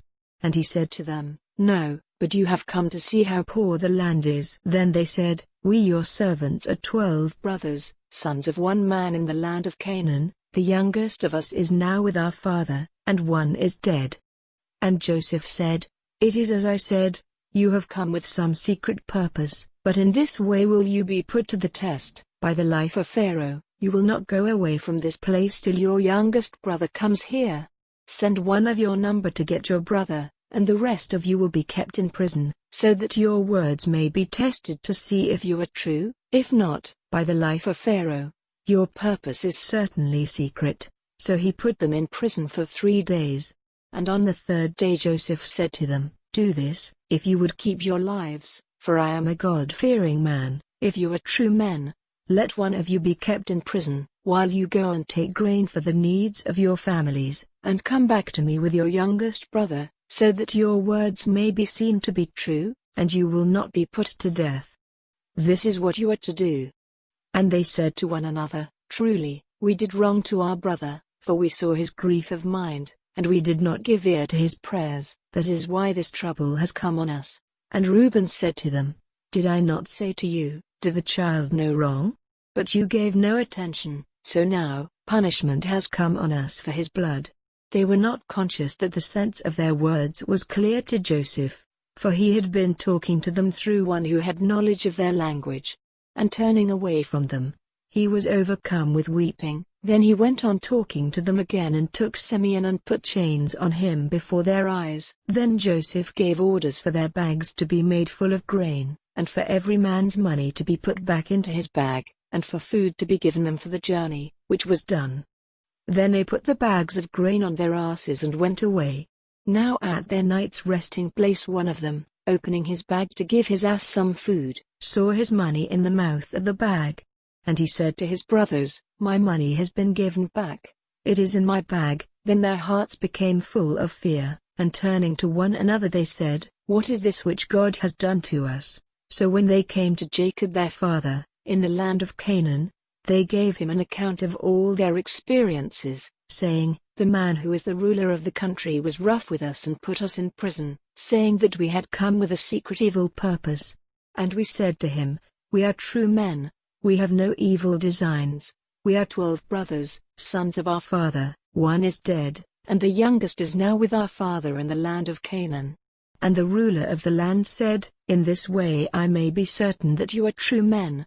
Let one of you be kept here with me, while you go and take grain for the needs of your families, and come back to me with your youngest brother. Then I will be certain that you are true men, and I will give your brother back to you and let you do trade in the land." And when they took the grain out of their bags, it was seen that every man's parcel of money was in his bag, and when they and their father saw the money, they were full of fear. And Jacob their father said to them, "You have taken my children from me, Joseph is gone and Simeon is gone, and now you would take Benjamin away. All these things have come on me." And Reuben said, "Put my 2 sons to death if I do not come back to you with him. Let him be in my care and I will give him safely back to you." And he said, "I will not let my son go down with you, for his brother is dead and he is all I have. If evil overtakes him on the journey, then through you will my gray head go down to the underworld in sorrow." Chapter 43. Now the land was in bitter need of food. And when the grain which they had got in Egypt was all used up, their father said to them, "Go again and get us a little food." And Judah said to him, "The man said to us with an oath, 'You are not to come before me again without your brother. If you will let our brother go with us, we will go down and get food, but if you will not send him, we will not go down.' For the man said to us, 'You are not to come before me if your brother is not with you.' And Israel said, 'Why were you so cruel to me as to say to him that you had a brother?' And they said, 'The man put a number of questions to us about ourselves and our family, saying, Is your father still living? Have you another brother?' And we had to give him answers. How were we to have any idea that he would say, 'Come back with your brother'?" Then Judah said to Israel, his father, "Send the boy with me, and let us be up and going, so that we and you and our little ones may not come to destruction. Put him into my care and make me responsible for him. If I do not give him safely back to you, let mine be the sin forever. Truly, if we had not let the time go by, we might have come back again by now." Then their father Israel said to them, "If it has to be so, then do this: take of the best fruits of the land in your vessels to give the man, perfumes and honey and spices and nuts, and take twice as much money with you, that is to say, take back the money which was put in your bags, for it may have been an error, and take your brother and go back to the man, and may God, the ruler of all, give you mercy before the man, so that he may give you back your other brother and Benjamin. If my children are to be taken from me, there is no help for it." So they took what their father said for the man, and twice as much money in their hands, and Benjamin, and went on their journey to Egypt, and came before Joseph. And when Joseph saw Benjamin, he said to his chief servant, "Take these men into my house, and make ready a meal, for they will take food with me in the middle of the day." And the servant did as Joseph said, and took the men into Joseph's house. Now the men were full of fear because they had been taken into Joseph's house, and they said, "It is because of the money which was put back in our bags the first time. He is looking for something against us, so that he may come down on us and take us and our asses for his use." So they went up to Joseph's chief servant at the door of the house, and said, "O my lord, we only came down the first time to get food, and when we came to our night's resting place, on opening our bags we saw that every man's money was in the mouth of his bag, all our money in full weight, and we have it with us to give it back, as well as more money, with which to get food. We have no idea who put our money in our bags." Then the servant said, "Peace be with you, have no fear, your God, even the God of your father, has put wealth in your bags for you. I had your money." Then he let Simeon come out to them. And the servant took them into Joseph's house, and gave them water for washing their feet, and he gave their asses food. And they got ready the things for Joseph before he came in the middle of the day, for word was given to them that they were to have a meal there. And when Joseph came in, they gave him the things which they had for him, and went down to the earth before him. And he said, "How are you? Is your father well, the old man of whom you were talking to me? Is he still living?" And they said, "Your servant, our father, is well, he is still living." And they went down on their faces before him. Then, lifting up his eyes, he saw Benjamin, his brother, his mother's son, and he said, "Is this your youngest brother of whom you gave me word?" And he said, "God be good to you, my son." Then Joseph's heart went out to his brother, and he went quickly into his room, for he was overcome with weeping. Then, after washing his face, he came out, and controlling his feelings said, "Put food before us." And they put a meal ready for him by himself, and for them by themselves, and for the Egyptians who were with him by themselves, because the Egyptians may not take food with the Hebrews, for that would make them unclean. And they were all given their seats before him in order of birth, from the oldest to the youngest, so that they were looking at one another in wonder. And Joseph sent food to them from his table, but he sent 5 times as much to Benjamin as to any of the others, and they took wine freely with him. Chapter 44. Then he gave orders to the servant who was over his house, saying, "Put as much food into the men's bags as will go into them, and put every man's money in the mouth of his bag, and put my cup, my silver cup, in the youngest one's bag, with his money." So he did as Joseph said. And at dawn the men, with their asses, were sent away. And when they had gone only a little way out of the town, Joseph said to the servant who was over his house, "Go after them, and when you overtake them, say to them, 'Why have you done evil in reward for good? Is not this the cup from which my Lord takes wine and by which he gets knowledge of the future? Truly, you have done evil.'" So he overtook them and said these words to them. And they said to him, "Why does my Lord say such words as these? Far be it from your servants to do such a thing. See, the money which was in the mouth of our bags we gave back to you when we came again from Canaan. How then might we take silver or gold from your Lord's house? If it comes to light that any of your servants has done this, let him be put to death, and we will be your Lord's servants." And he said, "Let it be as you say, he in whose bag it is seen will become my servant, and you will not be responsible." Then every man quickly got his bag down and undid it. And he made a search, starting with the oldest and ending with the youngest, and the cup was in Benjamin's bag. Then in bitter grief they put the bags on the asses again and went back to the town. So Judah and his brothers came to Joseph's house, and he was still there, and they went down on their faces before him. And Joseph said, "What is this thing which you have done? Had you no thought that such a man as I would have power to see what is secret?" And Judah said, "What are we to say to my Lord? How may we put ourselves right in his eyes? God has made clear the sin of your servants. Now we are in your hands, we and the man in whose bag your cup was seen." Then he said, "Far be it from me to do so, but the man who had my cup will be my servant, and you may go back to your father in peace." Then Judah came near him, and said, "Let your servant say a word in my Lord's ears, and let not your wrath be burning against your servant, for you are in the place of Pharaoh to us." My Lord said to his servants, "Have you a father or a brother?" And we said to my Lord, "We have an old father and a young child, whom he had when he was old. His brother is dead and he is the only son of his mother, and is very dear to his father. And you said to your servants, 'Let him come down to me with you, so that I may see him.'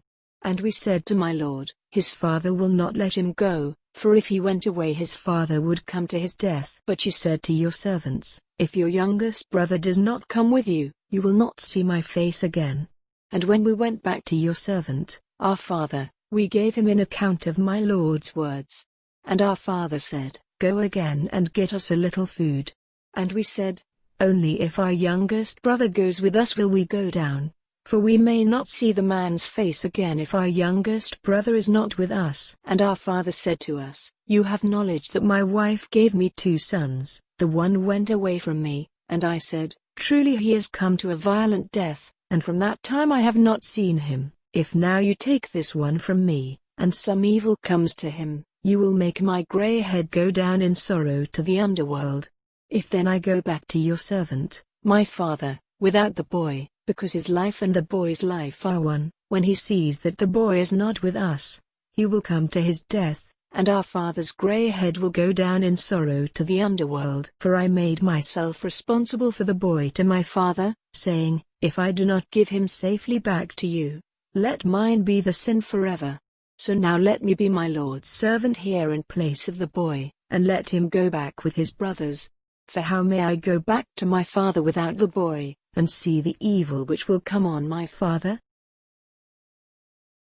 Chapter 45. Then Joseph, unable to keep back his feelings before those who were with him, gave orders for everyone to be sent away, and no one was present when he made clear to his brothers who he was. And so loud was his weeping, that it came to the ears of the Egyptians and all Pharaoh's house. And Joseph said to his brothers, I am Joseph, is my father still living?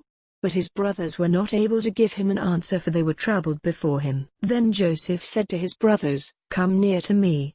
And they came near, and he said, I am Joseph your brother, whom you sent into Egypt. Now do not be troubled or angry with yourselves for sending me away, because God sent me before you to be the savior of your lives. For these 2 years have been years of need, and there are still 5 more years to come in which there will be no plowing or cutting of grain. God sent me before you to keep you and yours living on earth so that you might become a great nation. So now it was not you who sent me here, but God, and he has made me as a father to Pharaoh, and lord of all his house, and ruler over all the land of Egypt. Now go quickly to my father, and say to him, Your son Joseph says, God has made me ruler over all the land of Egypt. Come down to me straightway, the land of Goshen will be your living place, and you will be near me, you and your children and your children's children, and your flocks and herds and all you have, and there I will take care of you, so that you and your family may not be in need, for there are still 5 bad years to come.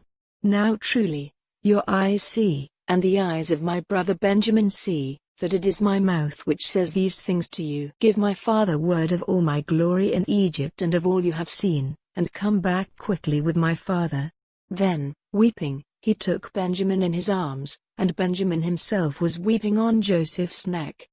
Then he gave a kiss to all his brothers, weeping over them, and after that his brothers had no fear of talking to him.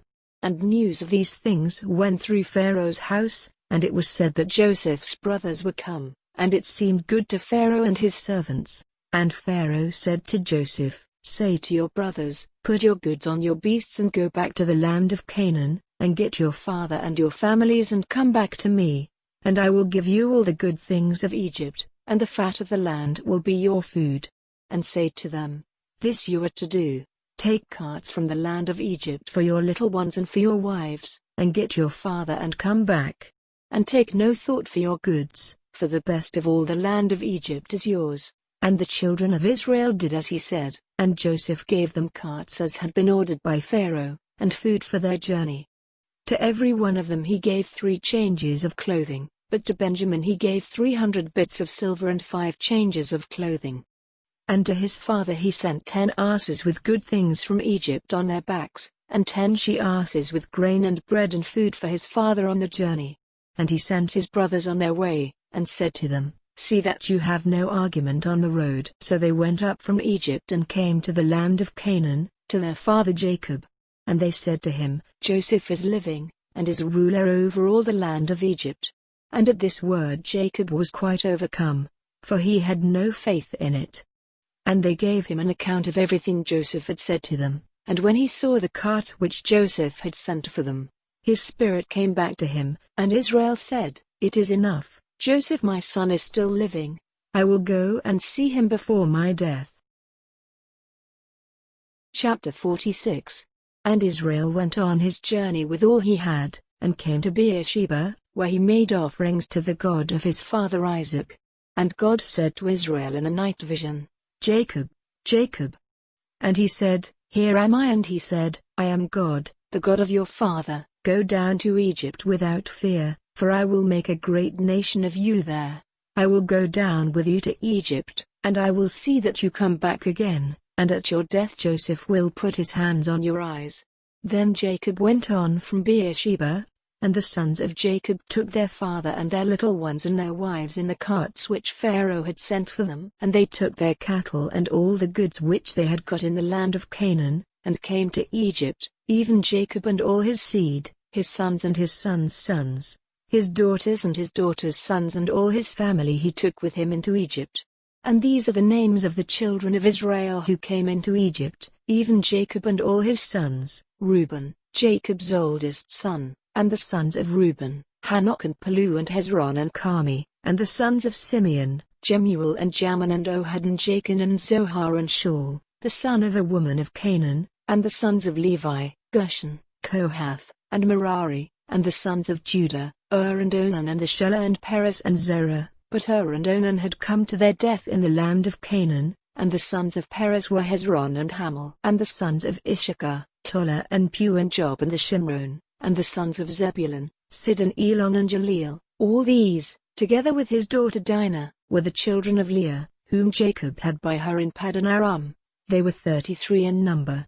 And the sons of Gad, Ziphion and Haggi, Shuni and Esbians, Eri and Arodi and Areli. And the sons of Asher, Jimnah and Ishva and Ishvi and Be'ayur, and Sarah, their sister. And the sons of Be'ayur, Heber and Malkiel. These are the children of Zilpah, whom Laban gave to his daughter Leah, and Jacob had these 16 children by her. The sons of Jacob's wife Rachel, Joseph and Benjamin. And Joseph had Manasseh and Ephraim in the land of Egypt, by Asenath, the daughter of Potiphera, priest of On. And the sons of Benjamin were Bela and Becher and Ashbel, Gera and Naaman, and Rosh, Muppim and Huppim and Ard. All these were the children of Rachel whom Jacob had by her, 14 persons. And the son of Dan was Hushim. And the sons of Naphtali, Jezeel and Guni and Jezer and Shillim. These were the children of Bilhah, whom Laban gave to his daughter Rachel, 7 persons. All the persons who came with Jacob into Egypt, the offspring of his body, were 66, without taking into account the wives of Jacob's sons. And the sons of Joseph whom he had in Egypt were 70 persons of the family of Jacob came into Egypt. Now he had sent Judah before him to Goshen, to get word from Joseph, and so they came to the land of Goshen. And Joseph got his carriage ready and went to Goshen for the meeting with his father, and when he came before him, he put his arms round his neck, weeping. And Israel said to Joseph, "Now that I have seen you living again, I am ready for death." And Joseph said to his brothers and to his father's people, "I will go and give the news to Pharaoh, and say to him, my brothers and my father's people, from the land of Canaan, have come to me, and these men are keepers of sheep and owners of cattle, and have with them their flocks and their herds and all they have. Now when Pharaoh sends for you and says, 'What is your business?' you are to say, 'Your servants have been keepers of cattle from our early days up to now, like our fathers.' In this way you will be able to have the land of Goshen for yourselves, because keepers of sheep are unclean in the eyes of the Egyptians." Chapter 47. Then Joseph went to Pharaoh, and said, "My father and my brothers with their flocks and their herds and all they have, are come from Canaan, and are now in the land of Goshen." And he took 5 of his brothers to Pharaoh. And Pharaoh said to them, "What is your business?" And they said, "Your servants are keepers of sheep, as our fathers were before us." And they said to Pharaoh, "We have come to make a living in this land, because we have no grass for our flocks in the land of Canaan, so now let your servants make a place for themselves in the land of Goshen." And Pharaoh said to Joseph, "Let them have the land of Goshen, and if there are any able men among them, put them over my cattle." And Jacob and his sons came to Joseph in Egypt, and when word of it came to the ears of Pharaoh, king of Egypt, he said to Joseph, "Your father and brothers have come to you, all the land of Egypt is before you, let your father and your brothers have the best of the land for their resting place." Then Joseph made his father Jacob come before Pharaoh, and Jacob gave him his blessing. And Pharaoh said to him, "How old are you?" And Jacob said, "The years of my wanderings have been 130, small in number and full of sorrow have been the years of my life, and less than the years of the wanderings of my fathers." And Jacob gave Pharaoh his blessing, and went out from before him. And Joseph made a place for his father and his brothers, and gave them a heritage in the land of Egypt, in the best of the land of Ramesses, as Pharaoh had given orders. And Joseph took care of his father and his brothers and all his father's people, giving them food for the needs of their families. Now there was no food to be had in all the land, so that all Egypt and Canaan were wasted from need of food. And all the money in Egypt and in the land of Canaan which had been given for grain, came into the hands of Joseph, and he put it in Pharaoh's house. And when all the money in Egypt and Canaan was gone, the Egyptians came to Joseph, and said, "Give us bread, would you have us come to destruction before your eyes? For we have no more money." And Joseph said, "Give me your cattle. I will give you grain in exchange for your cattle if your money is all gone."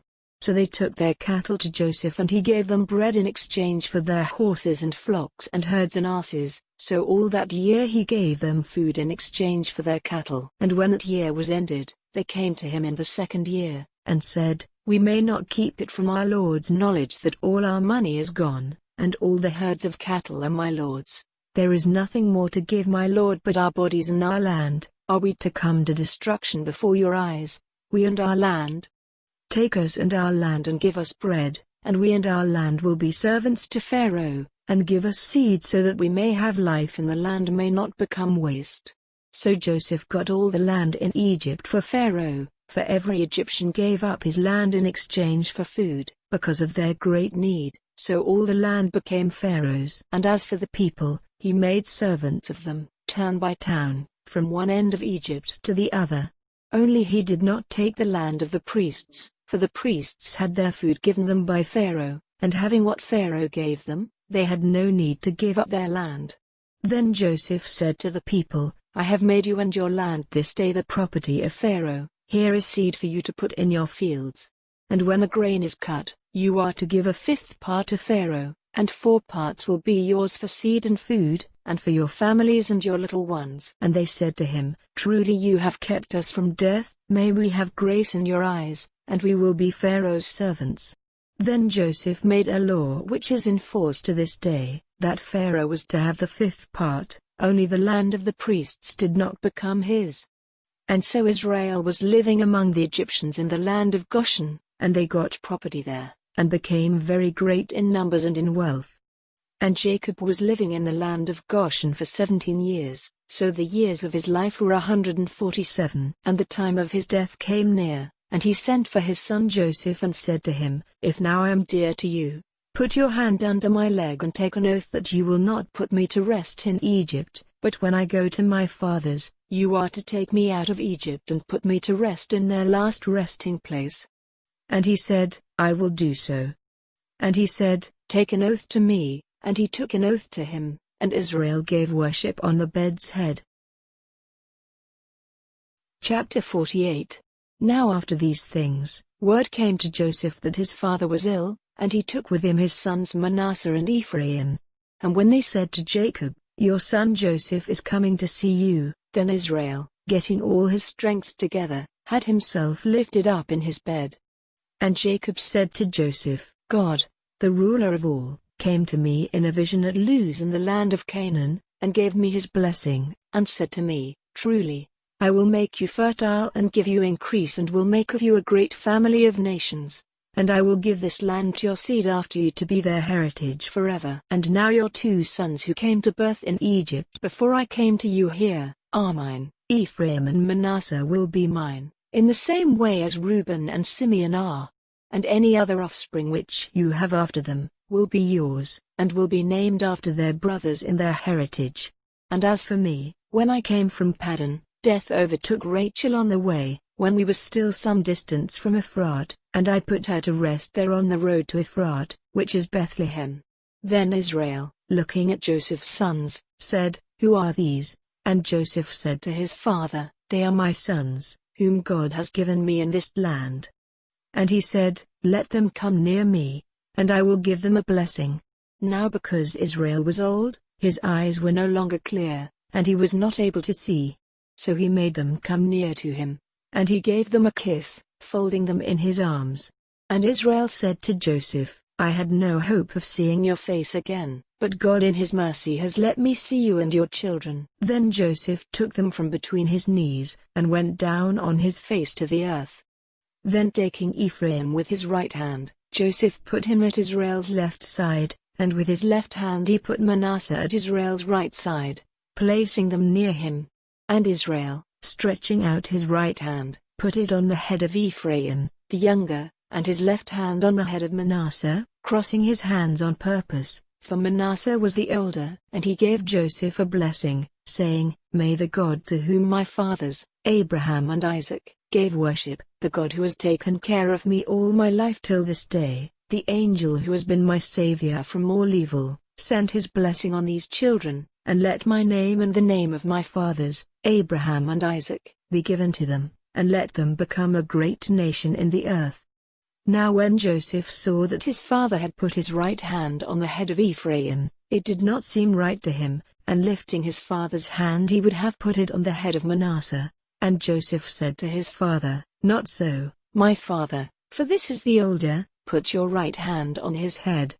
But his father would not, saying, I am doing it on purpose, my son. He will certainly become a nation and a great one, but his younger brother will be greater than he, and his seed will become a great family of nations. So he gave them his blessing that day, saying, You will be the sign of blessing in Israel. For they will say, May God make you like Ephraim and Manasseh, and he put Ephraim before Manasseh. Then Israel said to Joseph, Now my death is near, but God will be with you, guiding you back to the land of your fathers. And I have given you more than your brothers, even Shechem is your heritage, which I took from the Amorites with my sword and my bow. Chapter 49.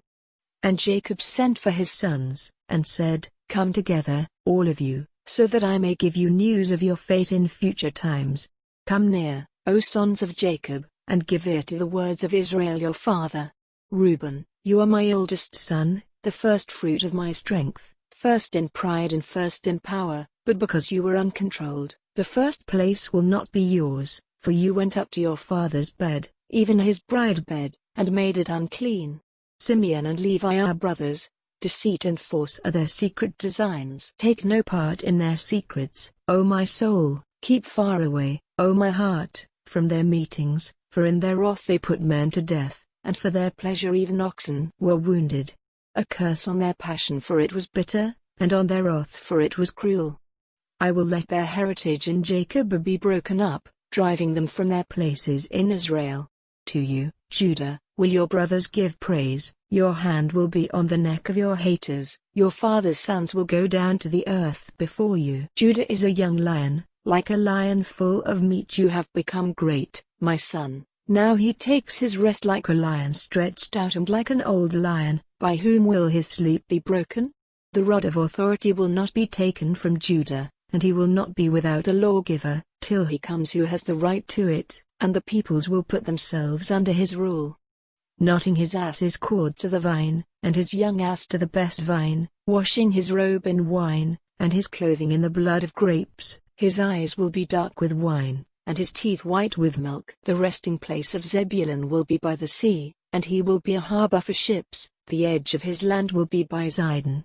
Issachar is a strong ass stretched out among the flocks, and he saw that rest was good and the land was pleasing, so he let them put weights on his back and became a servant. Dan will be the judge of his people, as one of the tribes of Israel. May Dan be a snake in the way, a horned snake by the road, biting the horse's foot so that the horseman has a fall. I have been waiting for your salvation, O Lord. Gad, an army will come against him, but he will come down on them in their flight. Asher's bread is fat, he gives delicate food for kings.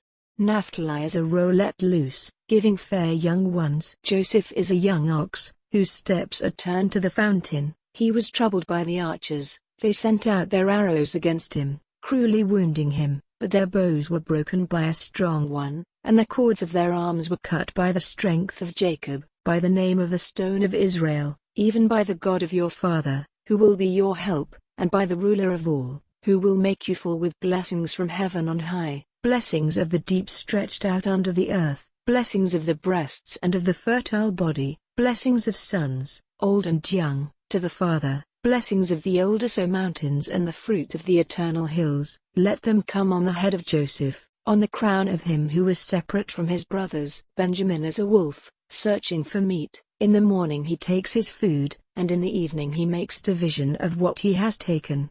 These are the 12 tribes of Israel, and these are the words their father said to them, blessing them. To every one he gave his blessing. And he gave orders to them, saying, Put me to rest with my people and with my fathers, in the hollow of the rock in the field of Ephron the Hittite, in the rock in the field of Machpelah, near Mamre in the land of Canaan, which Abraham got from Ephron the Hittite, to be his resting place. There Abraham and Sarah his wife were put to rest, and there they put Isaac and Rebekah his wife, and there I put Leah to rest. In the rock in the field which was got for a price from the people of Heth. And when Jacob had come to the end of these words to his sons, stretching himself on his bed, he gave up his spirit, and went the way of his people. Chapter 50. And Joseph put his head down on his father's face, weeping and kissing him. And Joseph gave orders to his servants who had the necessary knowledge, to make his father's body ready, folding it in linen with spices. And they did so. And the 40 days needed for making the body ready went by, and there was weeping for him among the Egyptians for 70 days. And when the days of weeping for him were past, Joseph said to the servants of Pharaoh, "If now you have love for me, say these words to Pharaoh, my father made me take an oath, saying, when I am dead, put me to rest in the place I have made ready for myself in the land of Canaan. So now let me go and put my father in his last resting place, and I will come back again." And Pharaoh said, "Go up and put your father to rest, as you gave your oath to him." So Joseph went up to put his father in his last resting place, and with him went all the servants of Pharaoh, and the chief men of his house and all the chiefs of the land of Egypt, and all the family of Joseph, and his brothers and his father's people, only their little ones and their flocks and herds they did not take with them from the land of Goshen. And carriages went up with him and horsemen, a great army. And they came to the grain floor of Atad on the other side of Jordan, and there they gave the last honors to Jacob, with great and bitter sorrow, weeping for their father for 7 days. And when the people of the land, the people of Canaan, at the grain floor of Atad, saw their grief, they said, "Great is the grief of the Egyptians." So the place was named Abel Mizraim, on the other side of Jordan. So his sons did as he had given them orders to do, for they took him into the land of Canaan and put him to rest in the hollow rock in the field of Machpelah, which Abraham got with the field, for a resting place, from Ephron the Hittite at Mamre. And when his father had been put to rest, Joseph and his brothers and all who had gone with him, went back to Egypt. Now after the death of their father, Joseph's brothers said to themselves, "It may be that Joseph's heart will be turned against us, and he will give us punishment for all the evil which we did to him." So they sent word to Joseph, saying, "Your father, before his death, gave us orders, saying, you are to say to Joseph, let the wrongdoing of your brothers be overlooked, and the evil they did to you. Now, if it is your pleasure, let the sin of the servants of your father's God of forgiveness." And at these words, Joseph was overcome with weeping. Then his brothers went, and falling at his feet, said, "Truly, we are your servants." And Joseph said, "Have no fear. Am I in the place of God? As for you, it was in your mind to do me evil, but God has given a happy outcome, the salvation of numbers of people, as you see today.